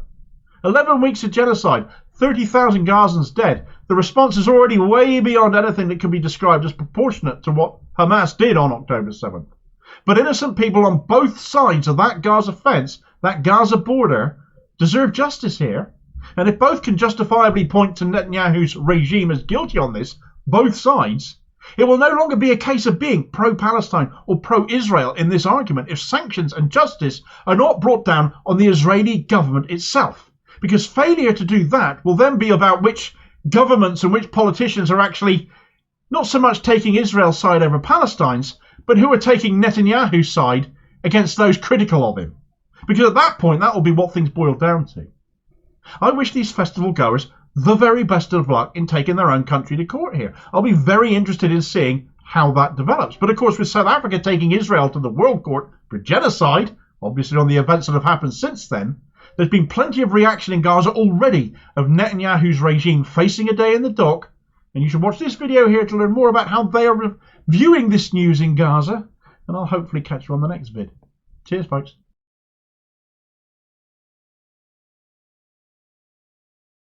Right, so accusations of ethnic cleansing of Gaza being the plan all along for Israel have increased in light of some insane rhetoric from the Israeli government, which they've aimed at their chief financiers and military arms suppliers, the US, who somewhat surprisingly, given their conduct, have come out saying Gaza belongs to the Palestinians and Israel can't have it. But more than that, there is now concrete evidence of Israel having been engaging in conversations with other nations to take Gazan immigrants, as they refer to them anyway, deals being done to find a new home for people they forcibly displace against international law so that they are never allowed back into Gaza again. Israel is planning its own Rwanda deal, basically. We've been watching this play out for weeks, from the refusal to let Gazans travel north again following the week-long ceasefire in November, to the herding of people like cattle in the south of Gaza where they told they'd be safe, to being attacked there as well. It is obvious Israel want the Gazans gone, and together with their deportation plans, they are now pretty much blatantly admitting to it too. Right, so we're all familiar with the Tories' plans to deport migrants coming here in small boats, as they have to do to claim asylum in the UK. No legal route existing for them to do so any other way. Tories want to offshore these people should their claims be successful. Shock horror. Starmer's Labour are talking more along the lines of offshoring the asylum claiming process, a deportation light option, much like the Tory light Labour leader we all know Starmer to be. But Israel have been plotting something rather similar too. In their case, it isn't so much deporting people claiming asylum there. They call them settlers anyway, and they get welcomed with open arms. It's more about making room for more of those settlers by creating migrants for other countries to deal with by people already in place that they don't want there. Send them to the Sinai Desert. Send them to Egypt. Send them to other Arab countries, has been spoken about widely in recent weeks. Seen as posturing, seen as perhaps empty rhetoric, since the world would never sanction such ethnic cleansing to take place. But now there seems to be some concrete evidence of this, and to start with, I'll turn to the comments made by Israel's Minister of Intelligence, Hila Gamliel, someone who once wrote a blueprint to depopulate Gaza some 6 years ago, and was so proud of it, it was published in the pro-settler right-wing rag Ribbonut, meaning sovereignty, and who said in the Israeli Knesset yesterday, "At the end of the war, Hamas's rule will collapse. There are no municipal authorities. The civilian population will be entirely dependent on humanitarian aid. There will be no work, and 60% of Gaza's agricultural land will become security buffer zones. The Gaza problem is not just our problem. The world should support humanitarian emigration because that's the only solution I know." Of course, a post-Hamas situation in Gaza would look like that because Israel would engineer it that way. They control everything going in and coming out of the open-air prison of an occupied territory that it is. A viable Palestinian state is possible, but only if Israel is brought to book to make sure it can happen. Nonetheless, politicians like Gamliel are saying that we all need to accept that Israel is going to take Gaza. They should support the Gazan population being relocated as a result, and that this is the only possible solution. It is as insulting as it is false. It bins the two-state solution idea entirely that Western countries are stuck with and stick to and are devoted to and want to see. It is supremely arrogant, and nobody is going to accept ethnic cleansing for Israel to seize more territory for itself. It isn't happening. And even the United States have said as much. Even they, being forced to speak up due to the much stronger wording being used by the far-right coalition partners of Benjamin Netanyahu, his security minister, for example, and leader of the Otzma Yehudit party, Itamar Ben-Gvir, and his finance minister and leader of the religious Zionist party, Bezalel Smotrich. Smotrich, who has been the more restrained of the two, not that that is really saying a great deal, said, "We want to encourage willful emigration, and we need to find countries willing to take them in. You don't get to say that, you don't get to decide that, that is illegal, and forcibly making 2.2 million Gazans someone else's problem is just disgusting. It's the height of irresponsibility, and it's just disgusting. If you were more interested in a two-state solution instead of starting a fight with all and sundry around you right now, as Israel is, well, they could establish themselves as a state. The excuse behind that is they don't want Palestine to ally itself with Iran, but again, not your decision to make. Butt out. Keep out of it. They want a state that we're supposed to be backing a two-state solution. Then what they choose to do, once they become an independent state in their own right again, is up to them. Ben-Gvir, however, he went substantially further. He's quoted in the Times of Israel in an excerpt saying, "We cannot withdraw from any territory we are in the Gaza Strip. Not only do I not rule out Jewish settlement there, I believe it is also an important thing," Ben-Gvir said in a faction meeting on Monday. "The war presents an opportunity to concentrate on encouraging the migration of the residents of Gaza," Ben-Gvir told reporters and members of his far-right Otzma Yehudit party, calling such a policy a correct, just, moral and humane solution. If that's moral, it does say a lot about when Israel talks about the IDF being the most moral army in the world, doesn't it? This is what morality is to this lot. He's off his rocker all day long, and just how far gone he is borne out by the fact the US felt they had to issue a statement on the subject. A State Department spokesperson said, "We have been told repeatedly and consistently by the government of Israel, including by the Prime Minister, that such statements do not reflect the policy of the Israeli government. They should stop immediately." In fact, such a pain in the neck to the Zionist project and the protection of it from the US perspective is Ben Gvir seen as, that even Genocide Joe himself has passed comment on him, having said, "Ben Gvir and company and the new folks don't want anything remotely approaching a two-state solution." Well, no shit, Sherlock. Of course they don't. So what comes of Netanyahu's desperation to cling to power, that things resulted in him doing a deal with this lot to form a government, these most fascistic elements of Israeli politics. Ben Gvir still couldn't shut his mouth, though. He had to rebuke Biden on what he said, and the US, by saying, "I really admire the United States of America, but with all due respect, we are not another star in the American flag. The United States is our best friend, but before everything else, we will do what is good for the state of Israel. The emigration of hundreds of thousands from Gaza will allow residents of the border area to return home and live in security and protect IDF soldiers." Last time I looked, Israel can't stand on its own 2 feet without copious amounts of US financing, so by all means spit in their faces. I hope the money and the weaponry dry up overnight, but chance would be a fine thing. So anyway, which countries are Israel tapping up over this then? Who are they hoping will take on all these Gazans if such a travesty were ever to come to pass? Well, before I come on to that, at one point Israel tried this before. This isn't the first time they've gone there. They were the originators, in fact, of the idea of sending people to Rwanda. We're going to send Palestinians to Rwanda.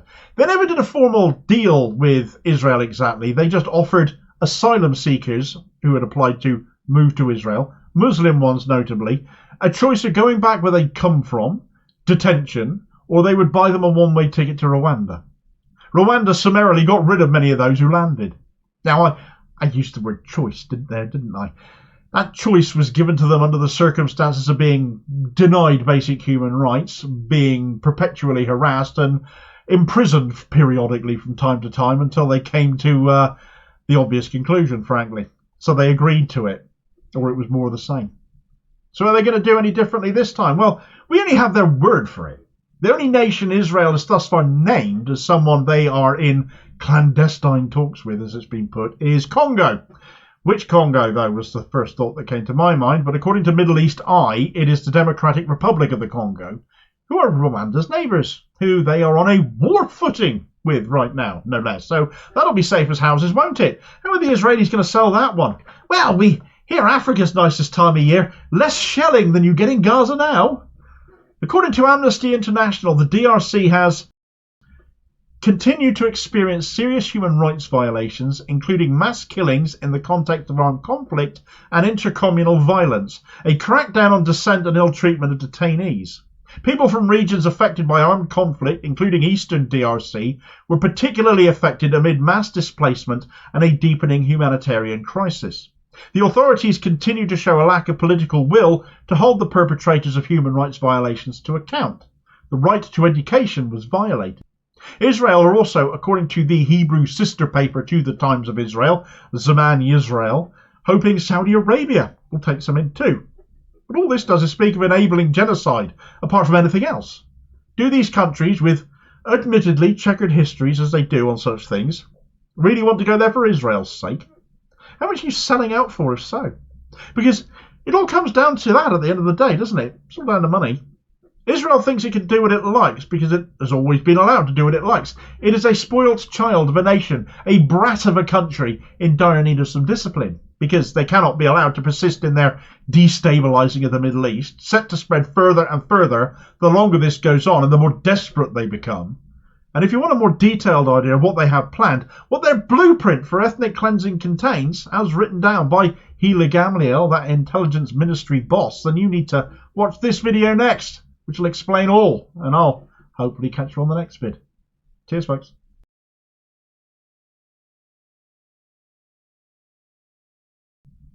Right, so things have escalated horribly between Israel and Hamas in the last several hours, with the assassination of Saleh al-Aruri in southern Beirut in Lebanon. Al-Aruri was the de facto number 2 of Hamas, and despite Israel denying having conducted the assassination, I really don't know who believes that, pro-Israelis or pro-Palestinians alike. The narrative of this conflict has turned against Israel and turned against Benjamin Netanyahu even further, him and his rancid far-right coalition government, that he's become so desperate for some kind of a win now that it appears he's willing to take a shot at a Hamas leader who wasn't even in Gaza but was in another nation, Lebanon, and was emboldened enough to think he can do that without repercussions. Lebanon is a sovereign state, not occupied territory like Gaza is. So if Lebanon, as a hypothetical example now, decide to send a missile into Tel Aviv in retaliation, that'll be Lebanon exercising its right to defend itself, yes?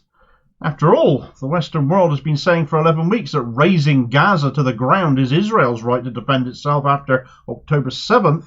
As for Hamas, well, any talk of peace settling matters now has probably just died with al-Aruri, and Israel has likely just invited further atrocity on its own people.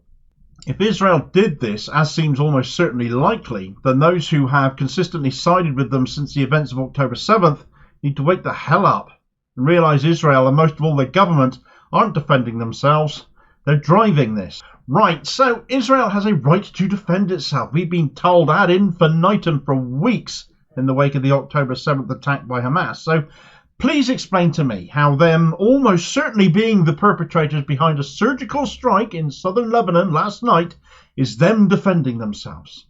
Oh, but they took out this big bad Hamas bloke, and they are fighting Hamas after all, who started this. Some of the less quick amongst those watching this video might be thinking.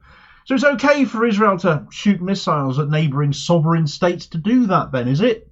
That's still Israel defending itself then, is it? As I said in my intro though, if Lebanon choose to retaliate by doing likewise and firing into Israel in return now, who's going to say Lebanon don't have that right to defend themselves by doing so? Oh, but I forget myself again, haven't I? This is a Hezbollah-run neighbourhood that got hit, according to some in our pathetic media, as if that makes it all right. It clearly is implying after days and days of them reporting on the actions of Iran-backed Houthis in the Red Sea that they either believe or they know it was Israel that did this too. I can almost guarantee that when this all comes out as being proven to have been Israel, I'll eat my shoe, frankly, if it isn't. It'll be made all about Hezbollah and Hamas and Israel being entitled to do this somehow, some way. If this guy was living in Leicester Square and Israel bombed that, people would be singing a different tune though, wouldn't they? It's exactly the same thing. Sovereign state territory is sovereign state territory. The Israel defence excuse has been weak enough when they are literally levelling territory they themselves already control and occupy.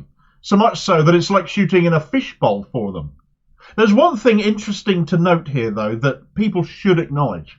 If this was Israel, and several media outlets are running this as fact already, Al Jazeera for instance, then they committed a surgical strike. They took out one apartment in a block with 7 people in it. A Hamas meeting including Saleh al-Aruri, yet they'd have you believe levelling apartment blocks and hospitals and churches and schools in Gaza is them being surgical too. Looks more like indiscriminate carpet bombing to all intents and purposes now though, doesn't it? Softening the place up for Israel to formally take over. I look at the US at this point and wonder if they'll be bypassing Congress for a third time to deliver another military aid deal at this point to Israel. Antony Blinken, the Secretary of State over there, both a Zionist and a trilateralist, falls over himself in his devotion to Israel, as does his boss, Genocide Joe Biden. But what are they saying now then, eh? They both give Keir Starmer a run for his money in the fawning to Israel stakes. Others in the Middle East, though, are far more condemnatory, as several statements got issued last night. Houthi spokesperson Mohammed Abdel Salam has said, "We offer our condolences to the Islamic resistance movement Hamas on the martyrdom of the deputy head of the movement's political bureau, Sheikh Saleh al-Aruri, in a cowardly Israeli assassination. We strongly condemn the assassination, which constitutes a treacherous aggression against Lebanon, and we affirm our support for the resistance movements in Palestine and Lebanon." The Iranian Foreign Ministry has made a comment as well. They've said, "The assassination of al-Aruri came as a result of the major failure of the Zionist entity in confronting the resistance in Gaza. And the Hezbollah official statement, which is lengthy, so I won't repeat it all, includes the following warning. We consider the crime of assassinating Sheikh Saleh al-Aruri and his fellow martyrs in the heart of the southern suburb of Beirut to be a serious assault on Lebanon, its people, its security, sovereignty and resistance, and the highly symbolic and significant political and security messages it contains, and a dangerous development in the course of the war between the enemy and the axis of resistance. And we in Hezbollah, we affirm that this crime will never pass without response and punishment, and that our resistance to its pledge is steadfast, proud and faithful to its principles and commitments that it has made to itself. Its hand is on the trigger and its resistors are in the highest levels of readiness and preparedness. And this is a memorable day for what follows. Martyrdom is a bit of a theme here, and in comments you read on social media. It's viewed as an honourable death amongst Muslims, dying fighting for a just cause and fighting to free yourself from occupation. Whether you agree with how Hamas choose to do that or not can never in and of itself as an ideal surely be considered a bad thing. Nobody wants to be subjugated after all. As such, the killing of one Hamas operative, one man, no matter how high-ranking they might be, won't change a damn thing. Al-Aruri died fighting subjugation, fighting Zionism, fighting for the Palestinian right to exist, frankly. He has now been martyred by whoever did this. Israel, we assume.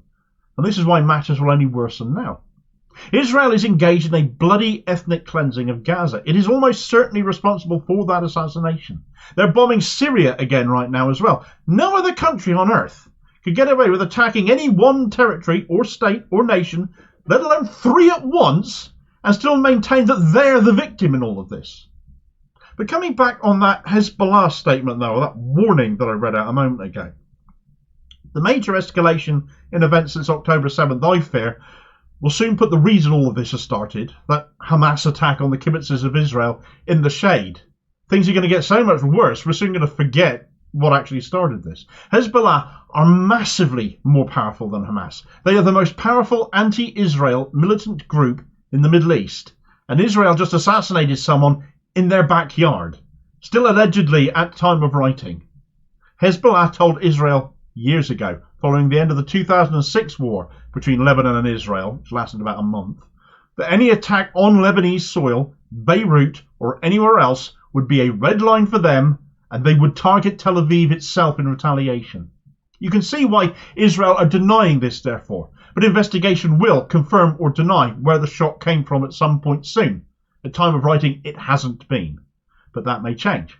The threat obviously resonated because Israel haven't touched Beirut since 2006, until now it was seen.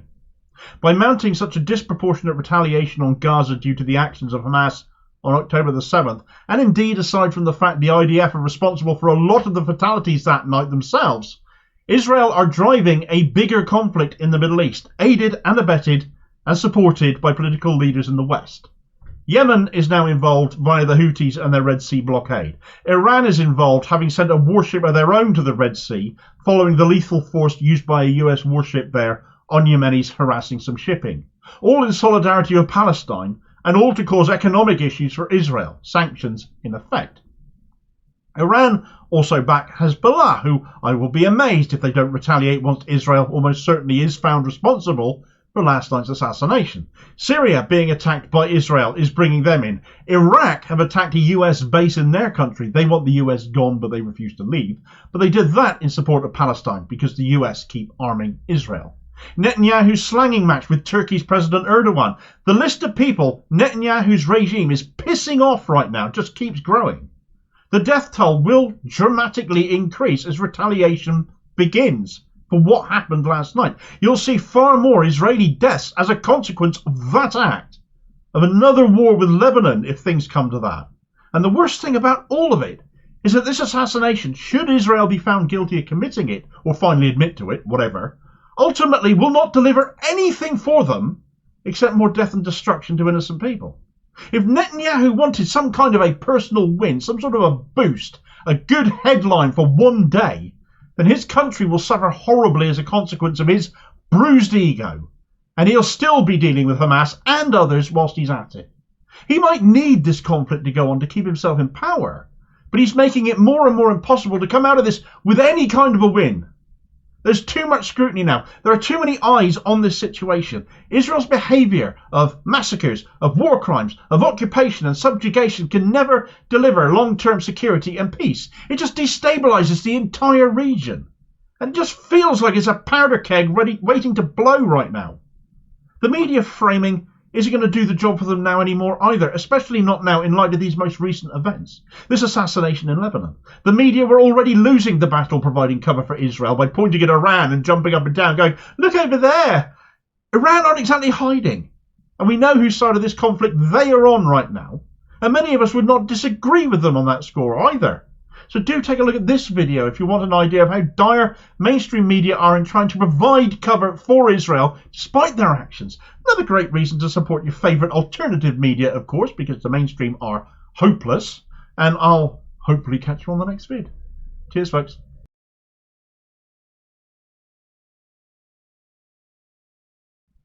Right, so Keir Starmer has gone to Bristol today to give a speech that was supposed to be all about voting for his party.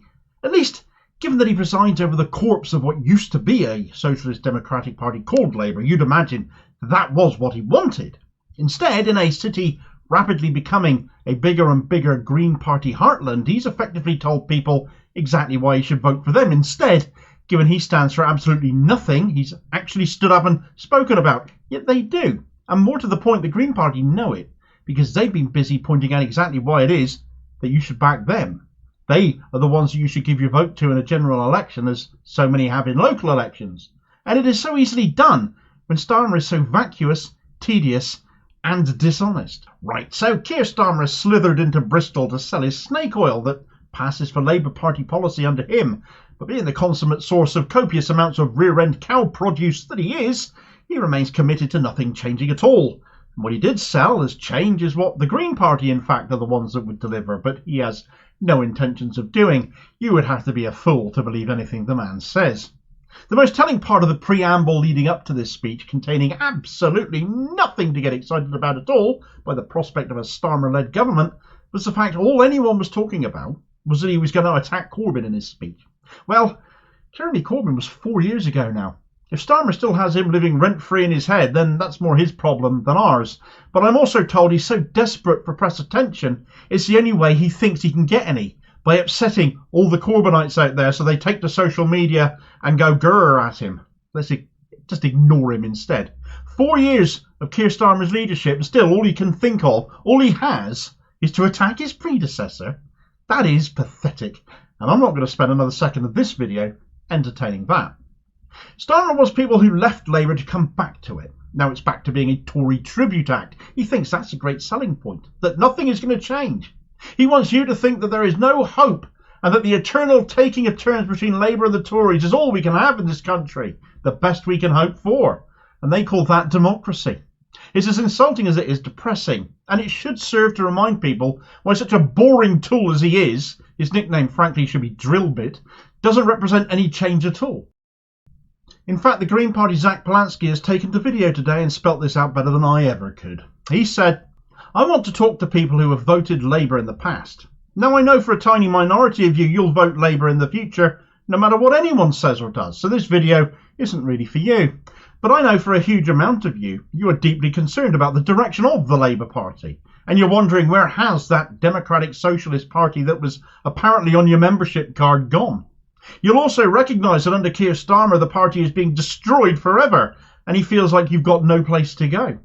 You'll be concerned that you've seen him back the child benefit cap that will keep millions of children in poverty. He says there's no money left, but he refuses to talk about taxing multimillionaires and billionaires. And you'll have seen how the Labour Party and the government have stood complicit in turning their backs as atrocities are committed in Gaza. Now I could spend the rest of this video talking about Keir Starmer and the Labour Party, but I think there's enough division and toxicity in our politics. We need hope and a tangible action plan for change. That's the Green Party. We're the party that are speaking up for migrants and refugees, a positive, inclusive voice. We're the party that are talking about renationalising our public services. And we're the party that recognises the solutions to the inequality crisis are often the same solutions to the climate crisis. But these can only happen by working side by side with trade unions and in solidarity with the working class. Now some of you will say, I love the Green Party, I love these policies, but we need to get the Tories out, and we need proportional representation. Keir Starmer has been very clear he does not back proportional representation. And he's also been clear that he is standing essentially on a platform that we can see is full of Tory campaign pledges. What we're replacing is blue Tories in blue ties with red Tories in red ties. This isn't good enough, and it's not tactical. By voting for the Green Party, you're voting for a bold, correct plan. He's absolutely bang on. Zach Polanski has absolutely nailed it. I totally agree, because it's exactly why I joined the Green Party after leaving Labour, in disgust at what Starmer did to it after lying his way into the top job. Migrants and refugees are people who should be treated with dignity and respect, especially what many of them will have fled from. We're watching it happen in Israel and Gaza now. They will have been fleeing similar situations, many of them. And when they come here, they prove to be net economic benefits. They're not pariahs bleeding the state dry of benefits like right-wing media outlets and too many right-wing politicians claim them to be. Taxation isn't a bad thing either. Tax cuts are. And I say that because they tie the hands of the government on what they can spend on without driving inflation up. The only bad taxation is when it falls disproportionately on the likes of you and I, ordinary working class people, and not the super rich, who avoid it constantly, but who also donate heavily to both Tories and Labour, again now the red Tories are back in charge, to make sure things don't change. In fact, Starmer's first pledge in his speech here, yes, he's making them again, he's run out of old ones to break now, you see, so he needs some new ones, was that he would get inflation down. Well, Rishi Sunak has pulled that con already, and he's already claimed to have got it down. But it isn't something any government themselves do, because it's an economic end product that has happened despite Sunak, not because of him. And now Starmer is peddling the same lie and promising the same thing, though with the added bonus of not saying how he would do it himself. Keir Starmer's binned renationalisation, but the Green Party still back it. Starmer wants more privatisation in the NHS. The Green Party want that reversed. Where junior doctors are on strike at the moment and getting attacked by both the Tories and the likes of Starmer's health minion Wes Streeting for taking strike action, the Green Party is standing with them in solidarity. Where the Green Party are standing with trade unionism, the party of the trade unions, as Labour is supposed to be, is pretty much just telling them to know their place. We're not the party of protest anymore, Keir Starmer said, despite that being the very foundations his party was literally built on. Starmer has also gone on record as saying Israel has the right to commit genocide and has refused to apologise for saying that, denying he ever said it now, even though it's on film, and he's refused to back a ceasefire. But from the very beginning, the Green Party has demanded a ceasefire and still does now. Vote one to get rid of the other, and you think things are going to change, which is what they keep telling us, both the Tories and Labour alike. Come on, folks, I know some of you are too far gone to ever think otherwise, but most of you, I would hope, can see the wood for the trees here. And if you need more reminding of that, Starmer has basically dodged every single question asked of him after his empty speech, bereft of anything meaningful. He pledged to crack down on cronyism when his team have interfered in selection campaigns up and down the country, not least seeing his new Chief of Staff Sue Gray's son get selected to stand for Labour for Parliament. No more VIP fast lanes, he said as well. No more revolving doors. I'm assuming that means unless it's the Israel lobby walking in, though, mind. When does he ever say no to them? He told people they were right to be anti-Westminster and to be angry about what politics have become, when he's the very epitome of that. He said to hold on to that flickering light of hope in your heart, that things can be better if you vote for him. Well, hope on your heart that things can be better, I completely agree on. But by voting for the Green Party, you can have that. Not by backing another empty suit establishment shill like Keir Starmer. Lines like that should be making people thinking of voting Green, not voting for him. Starmer avoided questions like it was a competition sport too, and it was engineered that way. Starmer offered just a single question to members of the media, so follow-ups to whatever his evasive answer was were not possible. His team are apparently trying to get him out of the TV debates during the upcoming general election, expected at some point this year. He's saying in his speech here, bring it on, so presumably that means he'll be sending Wes Streeting out, much like Theresa May sent in Amber Rudd, because he is absolutely hopeless when real questions are put to him that he can't avoid. He dodged questions entirely on votes at 16, on unfreezing income tax thresholds, on reversing the Tories' planned inheritance tax cuts which only benefit the rich. He dodged his plans to ditch the promised £28 billion in green investment by saying we'll look at it in the second half of the Parliament. So in other words, it'll come up on the 8th of Never 2026 because he lies like a rug. The one standout question that still made him squirm like the worm he is, though, came from Sky's Beth Rigby, who put to him, "Part of your pitch today seems to be to try and energise apathetic voters, but beyond the rhetoric in that speech, and there was lots of it, when you get to the nuts and bolts of a Labour government, on public services you say money is so tight you won't invest, on tax you more or less ape the Tories, and you seem to be ditching your one big idea, which is big money for green investment.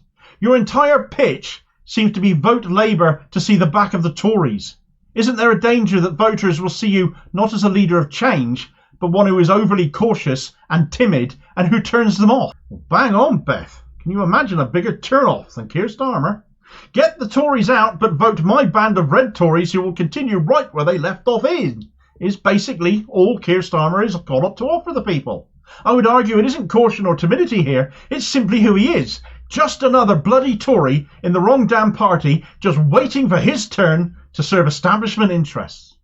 All Starmer could fumble to reply with that is yet another soundbite of 14 years of decline versus a decade of renewal, so he even thinks he's getting 2 terms out of this. As for how much he's turning people off, he knows it, because the location of his speech in Bristol at the National Composite Centre was kept secret until this morning, mere hours before it was due to begin, and yet still protesters got there with placards and banners and most notably Palestine flags, demanding of those attending when they will call for a ceasefire, shouting to Starmer that he's got blood on his hands, but acting like a bunch of aloof middle managers, Labour figures just putting hands up in people's faces to walk by and ignore what they have to say to them. A bunch of Tories acting exactly as they really are, and how they will behave in government as well, should people vote them in. For his part, Starmer scuttled to his car afterwards, handily hidden behind several white vans. These allegedly belonged to the BBC, no less, or they might have been some media pool vehicles. At least that is what I'm told. Bristol have a real viable alternative to at least add one more seat to those they have in Parliament, with one of the Green Party co-leaders, Carla Denyer, standing in Bristol against the rancid Thangam Debonair. Starmer took to their turf because it is Green Party turf there now. They are the largest party on Bristol City Council. Their presence is just getting bigger and bigger. And actually there's no reason at all why this should just happen there and not everywhere else as well. Labour is not the party of the workers anymore. It's another party of the bosses. The last thing we need is another one of those. And nothing proved the Green Party to be the new Workers' Party, quite like their attempt at a fatal motion to try and block Tory anti-strike laws becoming law. Because Keir Starmer whipped his lords to abstain on that. Presumably so he can sell undoing such a thing as a policy for the election as a manifesto campaign promise, rather than something he could have just stopped from ever happening if he'd done the right and decent thing for ordinary people across this country, which you can learn all about if you watch this video here next. And I'll hopefully catch you on the next vid. Cheers, folks.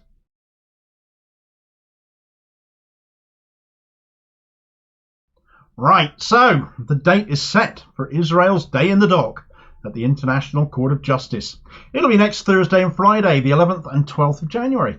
The ICJ has announced that South Africa's case of war crimes against Israel will be held in public hearings as well. So we'll all get to hear the crimes. It won't be held behind closed doors. We will be able to see and hear firsthand exactly what the charges are as laid out by South Africa's legal team and the defence presented by Israel in return. Though, if a recent interview with the UK ambassador to Israel, Zippy Hotovely, is any indicator of what kind of a defence that might be on Israel's part, they are so screwed. Though in the opinion of the only lawyer to successfully argue the case for genocide at the ICJ, Israel are very much stuffed anyway, no matter what she might have to say, as are all those who have aided and abetted them, no less. This might not just end with Israel being on trial at the end of the day. Right, so South Africa requested that the International Court of Justice, the World Court as it is colloquially often referred to, expedite the matters pertaining to their 86-page case against Israel, accusing them of genocide. And they very much seem to have agreed, with the court case kicking off next Thursday. South Africa's submission to the ICJ is as horrific as it is compelling. Some of what it covers includes examples like one Palestinian dying in Gaza every 4 minutes. 4 health workers a day are being killed in Gaza. Multi-generational families have been wiped out in their entireties. Children talking of rather being dead than living through what they are being forced to. Mass expulsions and forced migration. Being killed whilst being evacuated. Being killed despite going to so-called safe zones on the orders of the IDF. Deprivation of access to food and water and medication. Disease is rife as a consequence of Israeli atrocity in Gaza. There's deprivation of shelter, of hygiene, of sanitation, of clothing. There's a destruction of Palestinian life across the board, from the destruction of churches to mosques, schools, hospitals. There's even been recordings of measures being taken to prevent Palestinian births, not to mention all the documented cases of Israelis speaking out with genocidal intent. And that last term segues once more into mainstream media, once again platforming the genocidal mania that is the words of the Israeli ambassador to the UK, Zippy Hottabelli, who should have been put on a plane back to Tel Aviv weeks ago. That she remains on British shores, I find an affront, and that's reinforced with the wickedness she's still spouting, but which, if this is anything like what Israel are planning on saying by way of a defence at the ICJ, then they're going to be in for a rude shock when all of a sudden they get a court order slapped on them ordering them to cease fire immediately and get out of Gaza. What will they say then? Yes, we signed up to that genocide convention of yours, but you aren't supposed to use it against us. Well, look out, sunshines. It's coming for you. Here's what Hottabelli has said that shows how damned Israel are, in my opinion. She said, one of the things we exposed to the world after getting into the areas in Gaza, where we tried to find all those tunnels and underground metro city that Hamas has built, thanks to this great support of Iran, Qatar, and international community generosity, everything turned to become this horrible terror city. One of the things we realised is every school, every mosque, every second house has an access to tunnels and, of course, ammunition. At that point, the host of the LBC show she was on, Ian Dale, stopped her and he said, that's an argument for destroying the whole of Gaza, every single building in it. To which she casually replied, so do you have another solution how to destroy the underground tunnel cities? That this is the place the terrorists hide, where they have all their ammunition? So they aren't even denying anymore that their plan is literally to raze Gaza to the ground from north to south then. The people in it leave or die, I presume. Ethnic cleansing under the guise of destroying apparent whole underground terror cities now, people. Well, we didn't hear about them before, did we? I thought all this was supposed to be about Israel defending itself after October 7th. Seriously, use that defence in The Hague. Tell them all about your underground Bond villain-style lairs in Gaza. For one, the media need to stop platforming this woman who is advocating ethnic cleansing. And for two, put her on a plane home. She's an extremist, gloating about genocide that our media keep mainstreaming. But Israel is getting its day in court, of course, thanks to South Africa. And not only is it a public hearing, but submissions have been requested by the ICJ too in support of either party. South Africa's case has been bolstered with submissions from the likes of the United Arab Emirates, Oman and Qatar, with other countries including Turkey, Netanyahu's spat with Erdogan clearly still grating, also supporting South Africa. But the opinion of the only lawyer to have successfully won anything under the terms of the Genocide Convention, a chap called Francis Boyle, no, not the comedian, the lawyer who took Yugoslavia to court for crimes of genocide against Bosnia-Herzegovina during the Balkans War, in fact, and got 2 court orders from the ICJ in that time to make Yugoslavia cease and desist. Frankly, therefore, there's no better legal authority to pass comment on this court case right now in the lead up to it. And he told the Democracy Now! American internet news outlet that, based on my careful review of all the documents so far submitted by the Republic of South Africa, I believe South Africa will win an order against Israel to cease and desist committing all acts of genocide against the Palestinians, and then we will have an official determination by the International Court of Justice themselves, the highest legal authority in the United Nations system, that genocide is going on. And under Article 1 of the Genocide Convention, all contracting parties of 153 states will then be obliged to prevent the genocide by Israel against the Palestinians. And secondly, when the World Court gives this cease and desist order against Israel, the Biden administration will stand condemned under Article 3, Paragraph E of the Genocide Convention that criminalises complicity in genocide. And clearly we know the Biden administration has been aiding and abetting Israeli genocide against the Palestinians here for quite some time. So he's certain Israel are going to be ruled against. And frankly, what a travesty it would be, given the sheer scale of death and destruction, the horrendous footage witnessed, if that doesn't turn out to be the case. We've only ever seen a cease and desist order like this handed out once before. We've never seen anything else ever handed out under the Genocide Convention. So what happens if Israel don't obey such an order? Will Genocide Joe and his administration be hauled before the ICJ as well as a consequence of this? What about others just as complicit? The EU has supported Israel. The UK has been supplying arms to them as well. There are a lot of potential ramifications coming down the way from a decision that the ICJ could make within a week following next Thursday and Friday's hearings. And it's all uncharted territory. It'll all be precedent-setting stuff. So I am looking forward to next week with a sense of curiosity and interest. I'm looking forward to a cease and desist order being placed on Israel, most of all over their actions in Gaza, and being made to stop, and seeing where things go then. Because honestly, I really hope this brings an end to the killings, even if it won't end the ongoing investigation and litigation. And the reputational damage to Israel alone, if this ruling is made, will be immense. They ignore it, though. Well, we know Netanyahu's career right now hinges on this continuing. But if they ignore it, then what happens next? Their reputation will already be in tatters by that point. Would they honestly be prepared to make things even worse for themselves? Where do things go from there, in which case?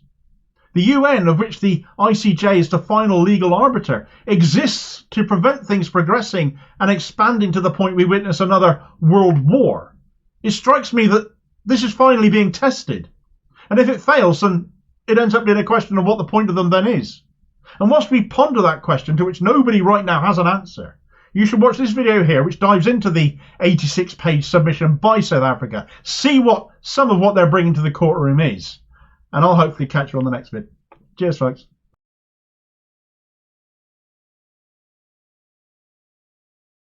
Right, so Peter Mandelson is becoming an Epstein-sized problem for Keir Starmer, and he can't say he wasn't warned. The moment the mainstream media start asking questions about what Starmer knew when he took him on as an advisor about Mandelson and his relationship with Epstein, you can tell they're now probing him for weaknesses. That all of a sudden the ice cream sundae with cherry on the top treatment he's got from them up until now, as we tilt towards a general election, is perhaps finally over. A question on Mandelson, a really quite softball question really, that Starmer ought to have seen coming down the road months ago, must have known it was coming at some point, or should have known, ended up completely flooring him as it turns out, following his speech in Bristol, which bodes very ill indeed as more and more redacted Epstein case material is due to emerge. And Mandelson's relationship with Jeffrey Epstein is now so well documented, the longer Starmer keeps him on, the more of a liability he's likely to prove to be. Right, so Peter Mandelson and Jeffrey Epstein, they were close. Epstein nicknamed him PT. Although Mandelson doesn't feature in this latest batch of unredacted names that have been released from the former Epstein case files, we're told there is still a lot more to come. There is more to be released, so watch this space. He might crop up yet. But that said, we don't need to wait and see if Mandelson crops up in any new material, because there's plenty of old material, isn't there? And the mainstream media, not having picked up on Mandelson and Epstein's relationship with Keir Starmer previously, well, that's a massive failing on their part to not hold power to account. Because Keir Starmer wants all the power, doesn't he? He wants the top job, to be PM. And one of his top advisors has got not insignificant links to a man convicted of child trafficking and paedophilia. This did hit the headlines, though not put to Keir Starmer at all. The fact Starmer had resurrected this relic of the 1990s and of Blairism, as Peter Mandelson is, to advise him, apparently not important enough to have asked the Labour leader any questions about that up until now. But much of the details we do know about Mandelson and Epstein are only some 6 months old, having come from a previously unreleased internal bank report by JP Morgan Chase that dates back to 2019, the purpose of which was to establish the bank's relationship with Epstein, but which also spelt out that Epstein had a particular close relationship with both Prince Andrew and Peter Mandelson. At that point, by then, Lord Mandelson as he was, so giving Epstein a connection between the British royal family and the government, albeit at that point to the House of Lords. But of course, Epstein and Mandelson's relationship went back years and years before that. Back to when Labour were still in power last time. Back to when Mandelson was indeed still a minister. He was the business secretary under Gordon Brown. What made Mandelson so appealing then? Well, here's what we know. According to Morgan Chase documents, in 2009, Mandelson stayed at Epstein's place in Manhattan. Why? Well, Mandelson has refused to confirm or deny why. But Epstein at that time was behind bars for soliciting a minor, so what gives? Mandelson at the time was business secretary to help Gordon Brown prop up his dying administration and was effectively the de facto deputy prime minister, something Epstein mentioned according to bank records. After Labour got dumped out of power, there are two records of PT staying with Epstein in Paris in 2010 and 2011. There are, of course, earlier infamous photos, such as that photograph of the Caribbean shopping trip from 2005, where we see Mandelson trying on a belt, or in 2007, again in Paris. Now, of course, we know why Epstein was sent down, where he ended up committing suicide in his cell, as is the official line, but few people, if I'm honest, buy that story, given all of Epstein's connections, as are once again coming out now, with the rich and the influential and the powerful, including Mandelson. But we also know that Peter Mandelson is gay, so the procurement of young girls cannot be what Mandelson was in this for. However, Mandelson does have a track record for having a penchant for hanging out with the super rich, something any real, true Labour figure should have been reviled by. Wouldn't want anything to do with, but it does show Mandelson to be the epitome of what it means to be a red Tory. And it has cost Mandelson in the past. He quit as a cabinet member in 1998 after it came out he'd accepted a £378,000 loan to buy a house, and was forced to resign again in 2001 after being accused of helping one of the wealthy Nduja brothers get a passport in return for a £1 million donation to the then Millennium Dome project. He did get cleared of that, but still his buddy to the rich reputation means it still lingers. In 2008, he was involved in another scandal after having been discovered visiting a Russian aluminium billionaire, Oleg Deripaska, on his private yacht off of Corfu. And there was me thinking Russian money was the preserve of the Tories. In 2009, he was a guest of the Rothschild banking dynasty, who only met up at the time with the son of Colonel Gaddafi of Libya. He does love hobnobbing with the rich and famous. So all in all, we know a lot about Mandelson. On top of what I just covered there, he cropped up with no fewer than 11 phone numbers apparently in Epstein's little black book. He rang Epstein when he was in prison on child sex offences. He maintained that friendship with Epstein despite what he was accused of. So whether it wasn't his bag or not, he was obviously aware. How could he have not been? He owns a firm which lobbies MPs and the rich and powerful on behalf of other firms, Global Counsel, and of course proudly boasted that he worked every single day to bring down Jeremy Corbyn, because of course Corbyn was no friend of the rich. He was the real deal when it came to Labour, and sadly now we're lumbered with another red Tory in Keir Starmer. And that brings us back to Starmer's speech in Bristol yesterday, doesn't it, where he got put on the spot over his relationship with Peter Mandelson, and whether he thought Mandelson, whether the media thought, or whether Starmer thought that Mandelson really ought to answer some questions over his conduct with Epstein. And really, as I said before, it's something he should have expected to come up at some point, given he chose to bring him on board his team. But he clearly wasn't. Starmer presumably just thinking, oh, well, the media are leaving me alone on everything. They're not really giving me a hard time. They're never going to bring this up, are they? And lo and behold, it's happened. Starmer was asked. The FT, Financial Times, did a report this summer on a JP Morgan report which suggested that Peter Mandelson had stayed at the New York townhouse of Jeffrey Epstein in 2009 when he was de facto Deputy Prime Minister, and while the financier was in prison for soliciting prostitution from a minor. Do you think that Lord Mandelson, who of course is a close political ally of yours, has some questions to answer? It's a really softball question. It's nothing onerous, and it is absolutely something Starmer should have seen coming. Starmer instead fell to bits. He said, on Peter Mandelson, look, I do try to give pretty full answers in these sessions. I don't know any more than you do. And therefore, there's not really much I can add to what you already know, I'm afraid. And, That's simply the state of the affair. Oh no, it isn't, Keith. If you know as much as we do, then you know all about Mandelson's checkered history in government and his years-long friendship with Epstein. You mean you never asked him about any of that before recruiting him as a consultant for you? I thought you were across the detail, across the facts. Mr. KC, King's Counsel. I thought you were the tough prosecutor, the former director of public prosecution, Starmer. And this relationship with a convicted felon didn't come up when you were considering bringing Mandy on board your team? Pigs are taking to the air across the country, I hear. There is no way on God's green earth you could possibly have been unaware. I don't buy that for an instant. Your denial in this speech tells me you're lying again.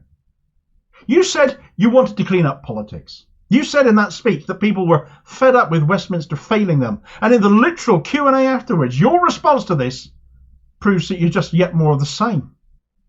If he had any political idea or acumen of his own, he wouldn't have touched Peter Mandelson with a 10-foot barge pole, and yet he still had the brass neck to have a go at Corbyn, who left Mandelson exactly where he belonged, in his crypt.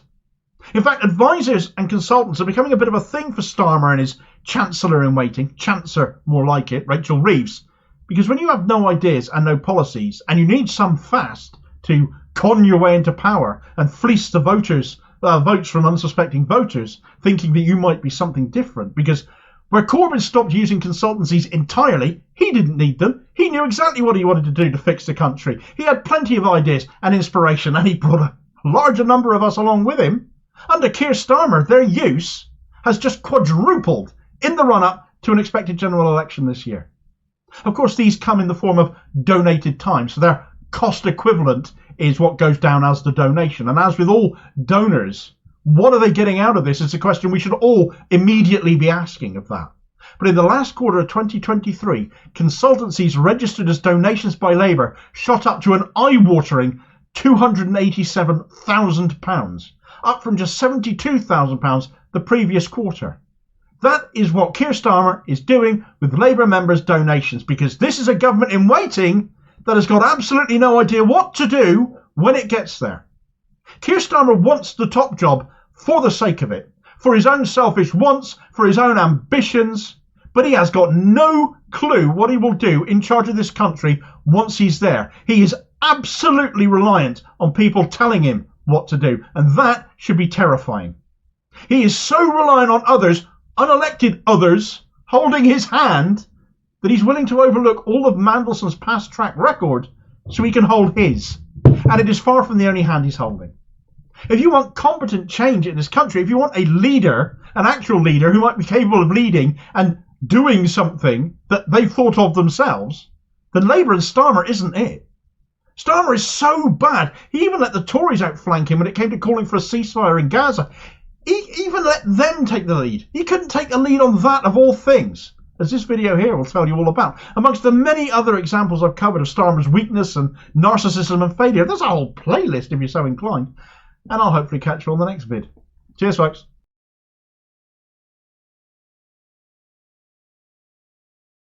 Right, so South Africa's case against Israel at the International Court of Justice just got a massive boost of endorsement. Not just from another country here and another country there, but from an entire block of them. In fact, it's the second largest block of countries next to the United Nations, the OIC. And given who they are and who their members are, this is huge. The OIC is the Organisation of Islamic Cooperation, and as the name says on the tin, this is a bloc of 57 Muslim nations, for the most part majority Muslim nations, in cooperation. But by coming out on the side of South Africa's case, it means that finally they are, as a bloc, taking the historic step not only of coming out on the side of Palestine, sending a powerful message to the ICJ ahead of legal proceedings beginning next week, but that the international Muslim community can be part of this ongoing process themselves to redefine how international law works, ensuring that justice is upheld and that no nation can ever be above the law, as Israel consistently seems to be placed. Right, so the OIC, the Organisation of Islamic Cooperation, a group of 57 countries spread across 4 continents and the second largest international organisation next to the United Nations itself, has issued a statement of support for South Africa in a huge blow to Israel. It can't be seen as anything else, as Muslims across the world, via their political leaders and governments,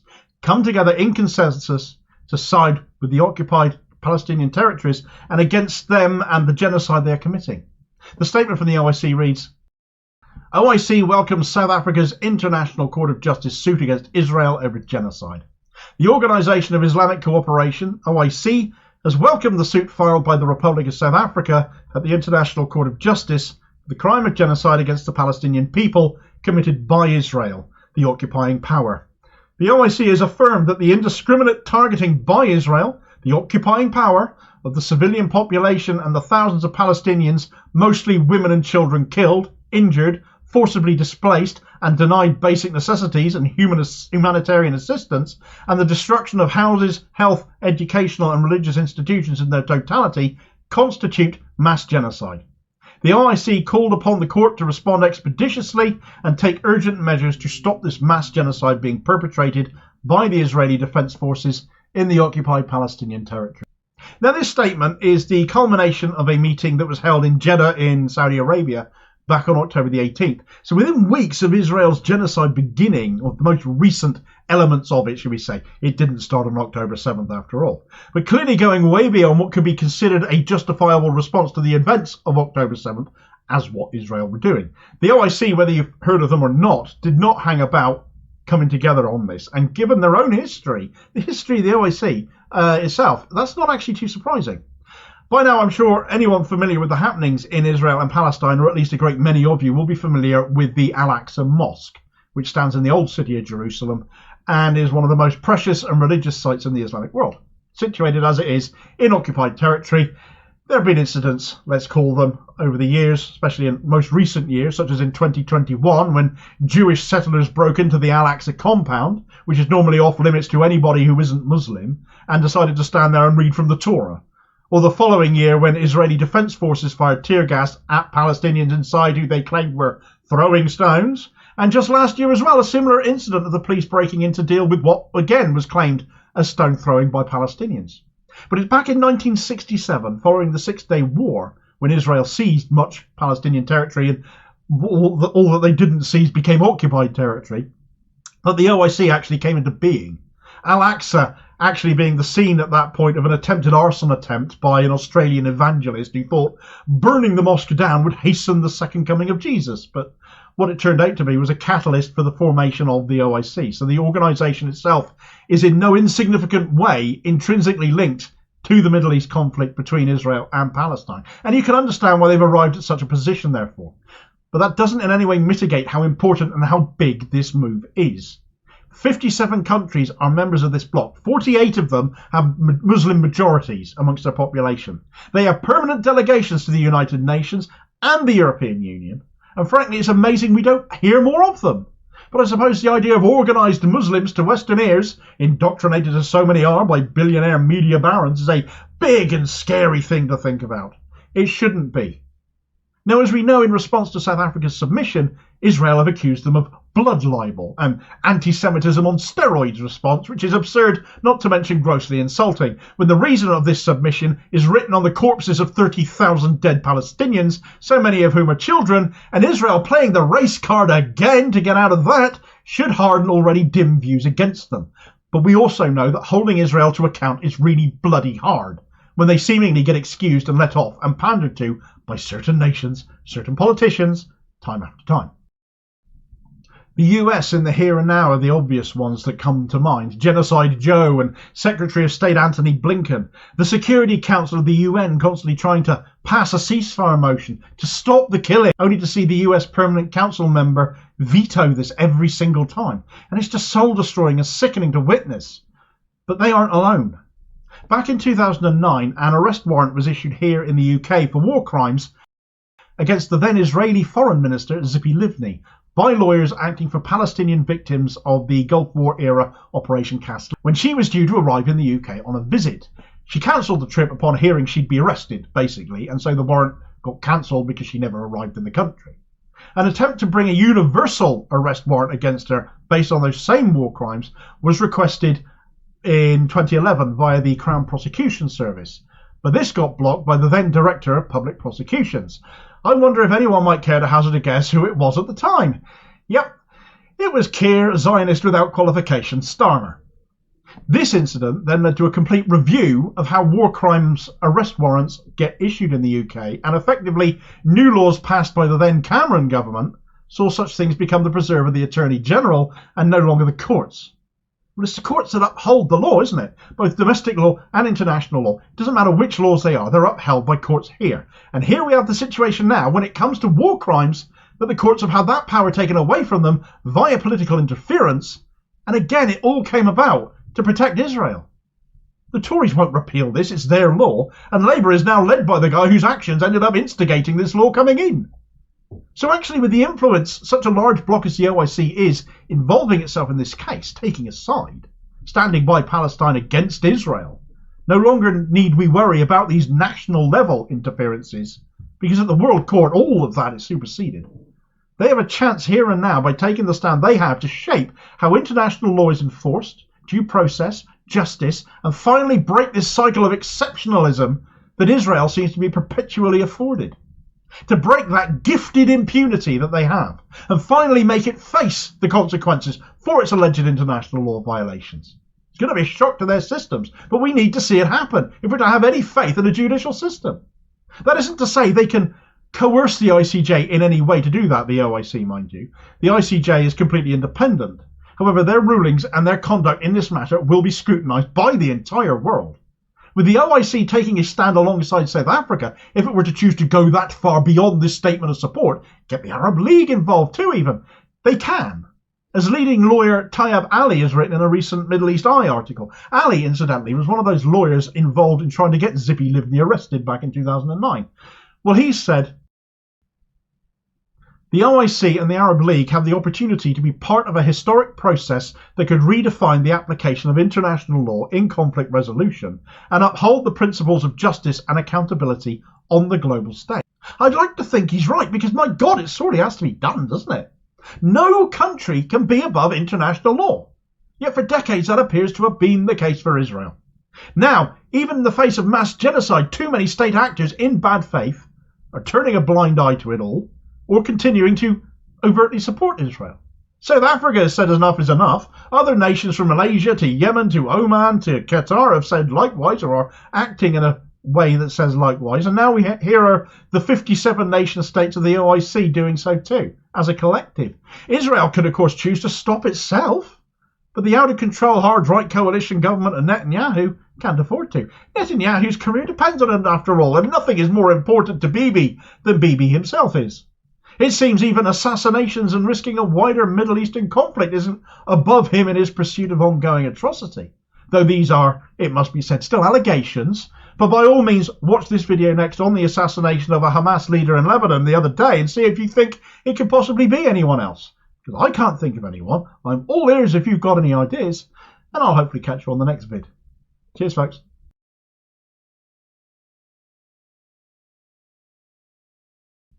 Right, so British journalism is amongst the most distrusted and despised globally, and Julia Hartley-Brewer, or Haiti Spewer, might be more accurate, has possibly given the worst interview, bar none, that I've ever witnessed. Not only did she incessantly interrupt her guest, a Palestinian MP, but she indulged in petty racism and anti-Arab tropes whilst she was at it.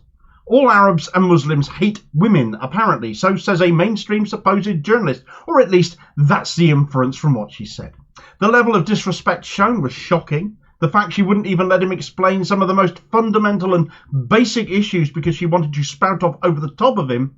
She literally made Fox News look professional, which isn't saying a lot given this interview took place on the British media TV equivalent, both stations having the same billionaire business daddy.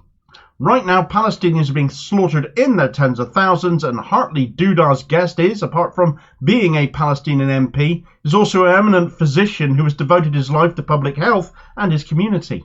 He deserved a professional interview, professional courtesy to make his very credible points. That isn't talk TV, though, and I hope the whole world learns to realise that. And if you haven't seen it yet, well, stay tuned. Right, so when I started this channel, I did so coming from a position of already despising our mainstream media immensely, with their total lack of impartiality, their amateurism, their failure to check their facts, their overwhelmingly right-wing bias across much of the print media, and with the TV media seemingly saying how high each and every time the government of the day say jump. Well, this was especially the case of the BBC, as I often criticised them, but worse even than them was the rise, or has been the rise, of tabloid TV, essentially. News channels little better than much of the nonsense being spread in print. And of course, like so many of our papers, they tend to be owned and backed by billionaire press barons. So why should any of us familiar with that be surprised the TV news they tell us it should be any better? If you shunned the Murdoch son, for example, why would you watch his TV news channel Talk TV? Especially when he employs the likes of Julia Hartley-Brewer as a so-called journalist to conduct interviews as absolutely ridiculous, insulting and shameless as the one she's just conducted. It's not just Murdoch that platforms this dreadful woman either. She's permanently on shows guesting as some kind of a pundit like Question Time on the BBC, for example, when she serves a role not to inform, but to dumb people down, in effect. The anti-wokeism, as the media kept us for so long, before social media gained as much prominence as it has and got us asking far more questions of it. Where else can we now hold her to account when the systems supposedly in place to deal with incidents like this are incapable of doing so, or seemingly are incapable of doing so? This interview cannot be allowed to stand without having consequences. It is that bad. But judge for yourself before I get into it. You say you don't approve of... And do you think that Israel is a democratic country? I know that Israel is a democracy. They have elections. No, this man is now has 4 courts against him because of 4 cases of corruption. This man knows if the war stops, we haven't got time to do the entire history of Benjamin Netanyahu, who is not a popular figure in Israel. I'm not here to defend Benjamin Netanyahu. Mustafa, is it possible to... Whenever I speak about Palestinian rights, or Palestinian situation, you claim it is history. I'm talking about what's happening today. No, I know, and this is not history. Can we just... You talked about how you don't want Israel. You're saying Israel, that October the 7th happened. You're placing that in historical context. I understand that. Please don't say that again. We don't have time for it. You've made that point 5 times already. I don't know what you have time for. Oh my God! For the love of God, let me finish a sentence, man. Maybe you're not used to women talking. I don't know, but I'd like to finish a sentence, sir. Anyway. So, no, you are misleading the public now by claiming I've got 20 seconds left. I'm not even going to bother trying to answer. If you don't think Israel's reaction is acceptable, what would have been an acceptable reaction to you? You've got 10 seconds left. To end occupation and allow peace to prevail for both people. That's their reaction. Brilliant. Yeah. Sorry to have been a woman speaking to you, but there you are, Doctor. Throughout all of that, she's pulling faces. She's feigning disinterest and disgust. She treats Dr. Mustafa Barghouti with the utmost disdain and disrespect in her attitude. She's just plain rude. She consistently interrupted him. She didn't want to hear what he had to say or how he wished to present the facts. The plan, it seems, was just to belittle the Palestinian argument in light of the assassination of Saleh al-Aruri in Lebanon a few days ago. She didn't want to hear what he had to say about Israel or Netanyahu, despite Netanyahu being behind the atrocities that have killed thousands of his countrymen. He tries to make the point about what is happening in the here and now, not the history of the situation, and all Hartley-Brewer can do is laugh and splutter and dismiss the historical context of the events of October 7th as if everything began on that day, which of course those of us familiar with somewhat familiar with them think of the Nakba in that instance. When we think of the history of the situation, we think of the 6-Day War, the rise of the OIC, the occupation, the land grabs, the apartheid. But according to Hartley-Brewer, there was no time for any of that. Why did you bother offering this poor man airtime? Simple answer based on that was to make a mockery of him and everything he stands for in his defence of Palestinians in light of genocide. Yet still Hartley-Brewer could get worse, and did get worse. Dr. Barghouti asked what she did have time for, and she tore his head off because God forbid she not make this all about her and shout over the top of him, and shout she did, yelling, "Maybe you're not used to women talking, I don't know." Well, we know you don't know anything. There was clearly no background, no research, no anything resembling journalism in the remotest terms happening here. If the thing you reach for is racist tropes against Arabs and Muslims especially. I have to commend Dr. Barghouti on his patience, because he simply responds by accusing Houthi Brewer of misleading the public in a very even tone. The truest, most honest statement to come out of the entire mess of an interview. Houthi Brewer works for Rupert Murdoch here, I would remind you though. She finally asked one question though, that if you don't feel Israel's response is acceptable, then what is? And it was a stupid question, I thought. Ceasefire surely is the obvious answer, but that's why I should stick to this and leave the answers to such things to those who can give better responses than I can. As Dr. Barghouti replied, to end occupation and allow peace to prevail for both sides. Perfect answer. Therefore, she hated it, closing the interview by apologising for being a woman and all that, getting one more racist response in at the very end.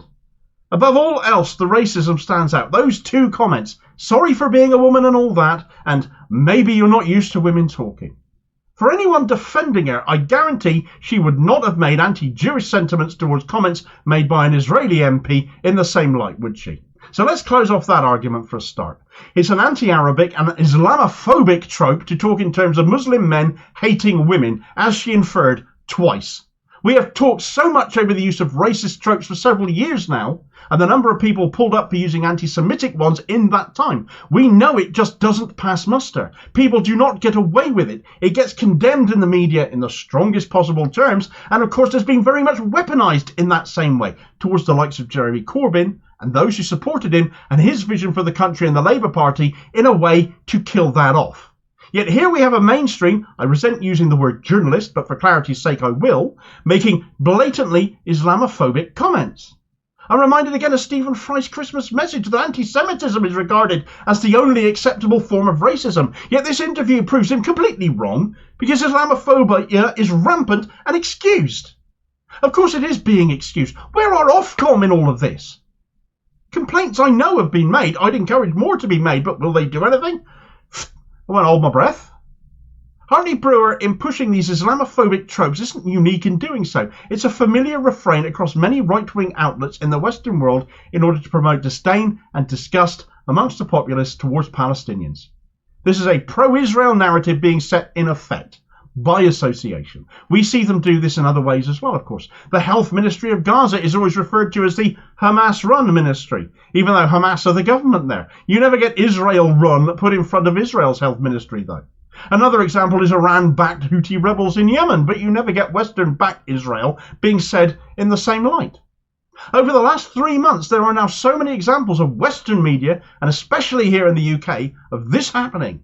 You lose track in the end, and what has been done about it? Nothing. This latest extremely blatant, on-the-nose example, courtesy of a really awful Rupert Murdoch interviewer, though, has thrust how bad our media are into the spotlight. We need media reform. This channel will always hold the media to account, because as I said earlier, it's why this channel came to exist to begin with. Enough with the lies, enough with the false narratives, and enough of misleading the public. It deserves nothing but contempt, this. Those with the powers purportedly to deal with this deserve contempt for inaction too, and for as long as mainstream news fail to inform, independent media will be there to fill the void and hold them to account when no one else will, ask the questions they won't, and that includes our politicians as well, such as our next likely Prime Minister, Keir Starmer. He won't be reforming the media at all, not if he's going to Rupert Murdoch's parties, as this video here will explain all about. And I'll hopefully catch you on the next vid. Cheers, folks.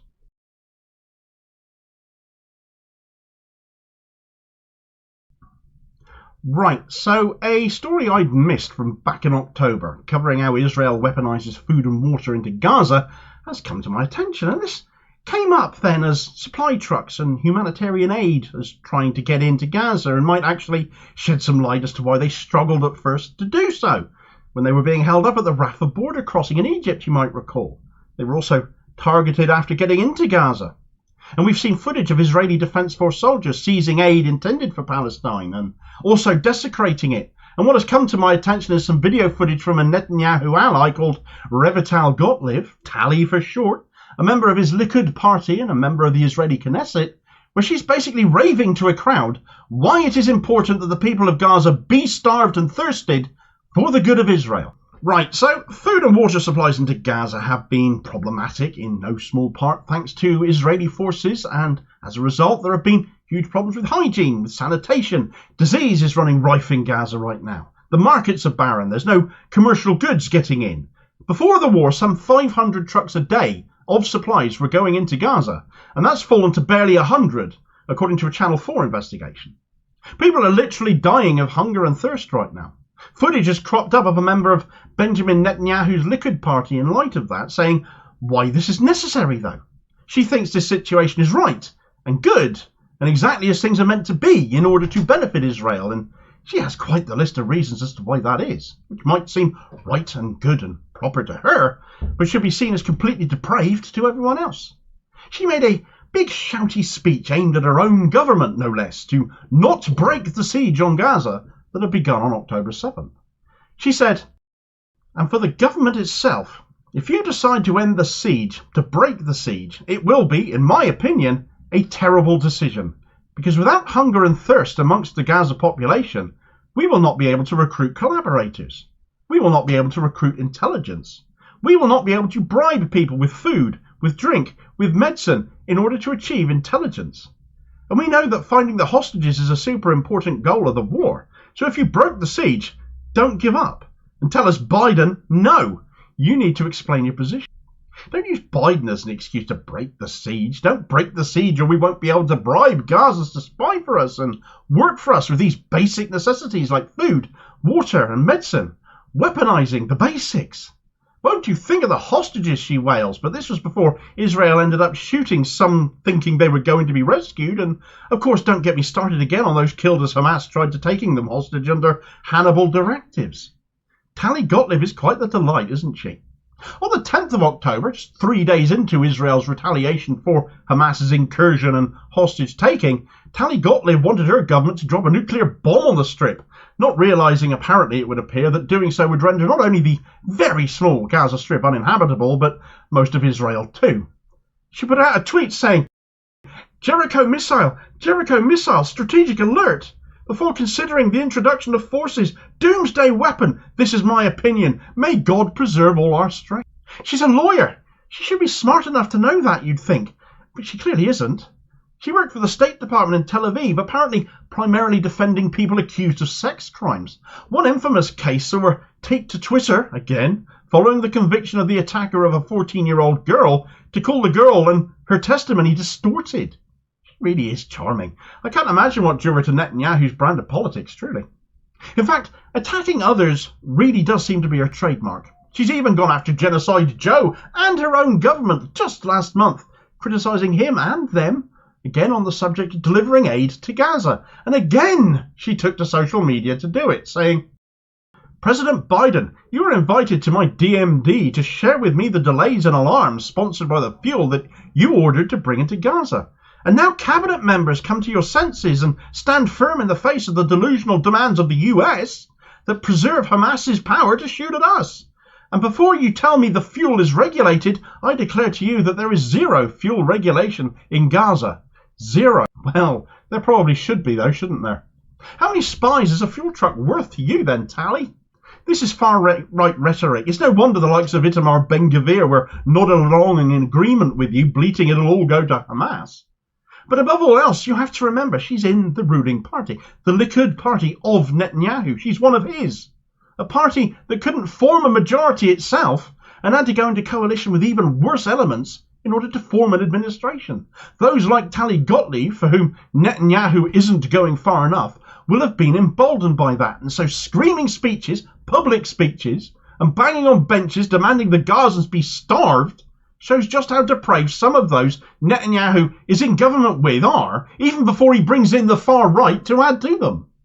Is it any wonder there's no chance of a two-state solution and people are emboldened to say it now, when this is the attitude they've got? At what point do you stop using food and water as weapons against Gaza then? When Hamas is destroyed? Never. It's in breach of international law, again. Just add it to the ever-growing list. Let's not forget how this Israeli administration loved to preach of morality as well. Despite all this, in the face of all of this, the Israeli Defence Force is the most moral army in the world as they celebrate shooting kids and targeting schools and hospitals. But is it any wonder they are like that when the words of Tali Gottlieb are what pass for morality in their government? In Netanyahu's Likud party. Let's remember, this is a population of 2.3 million people. The likelihood of living to a ripe old age in Gaza is so remote that half the population are actually under 18. They are children. Starve them, she says. That's moral. That's tactical. That benefits Israel. Let's starve kids. This isn't just a war crime. This isn't just nasty rhetoric that we've come to expect by Israeli figures. This is just downright evil. This isn't moral. It makes the Hunger Games look moral. Again, it's a situation where you should try to put yourself in the shoes of those in Gaza, I think. You're a young parent. Just picture the scene. Lord knows there aren't many older ones, are there? And you've got kids to feed, and you can't. You might get killed by bombs at any moment. If the IDF find you, they're as likely to kill you as anything else, and the choice put before you at that point is to betray others just like you in order to access food and water yourself and for your own for a day. But tomorrow it all begins again, doesn't it? Is that what she's saying? Because it sounds that way to me. There doesn't seem to be much of an incentive or a gain for Gazans here. But here's the thing, though. If people like Tali Gottlieb could leave their personal hatred for the Palestinians at the door, they would know that this is a stupid war tactic as well. It achieves nothing. It is just cruel. If they wanted people to betray Hamas in Gaza, they'd be better off treating them like kings.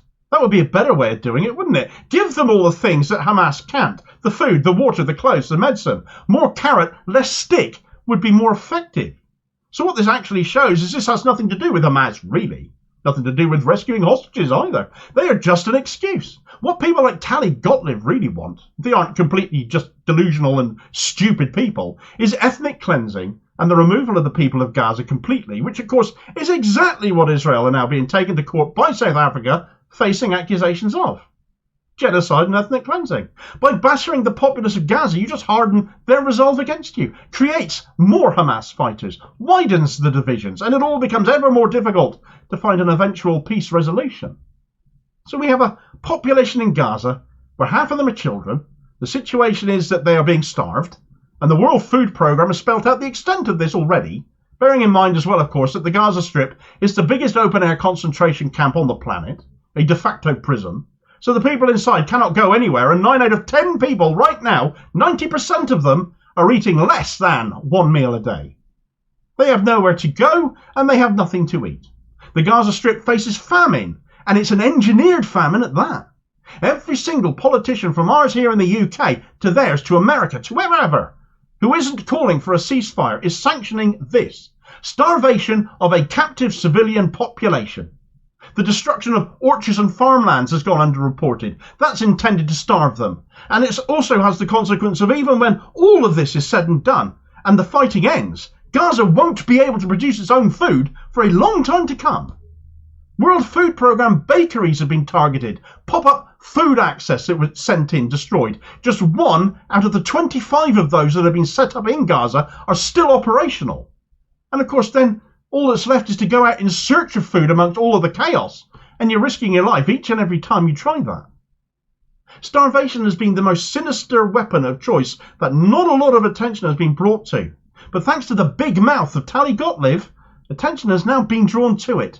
And as far as our politicians here in the UK go, a lot of pressure is mounting on them too here, and none more so than Keir Starmer, who is already referred to, of course, as Sir Kid Starver. His attitude towards a ceasefire to Gaza ought to give that nickname a whole new meaning. But in a recent and all too suspicion-arising parliamentary selection, the son of his chief of staff happened to get selected to stand for his party, come the next general election, over the CEO of the charity Palestine Aid. A video I recommend you watch next. This guy is likely to be our next Prime Minister after all. And I'll hopefully catch you on the next vid. Cheers, folks.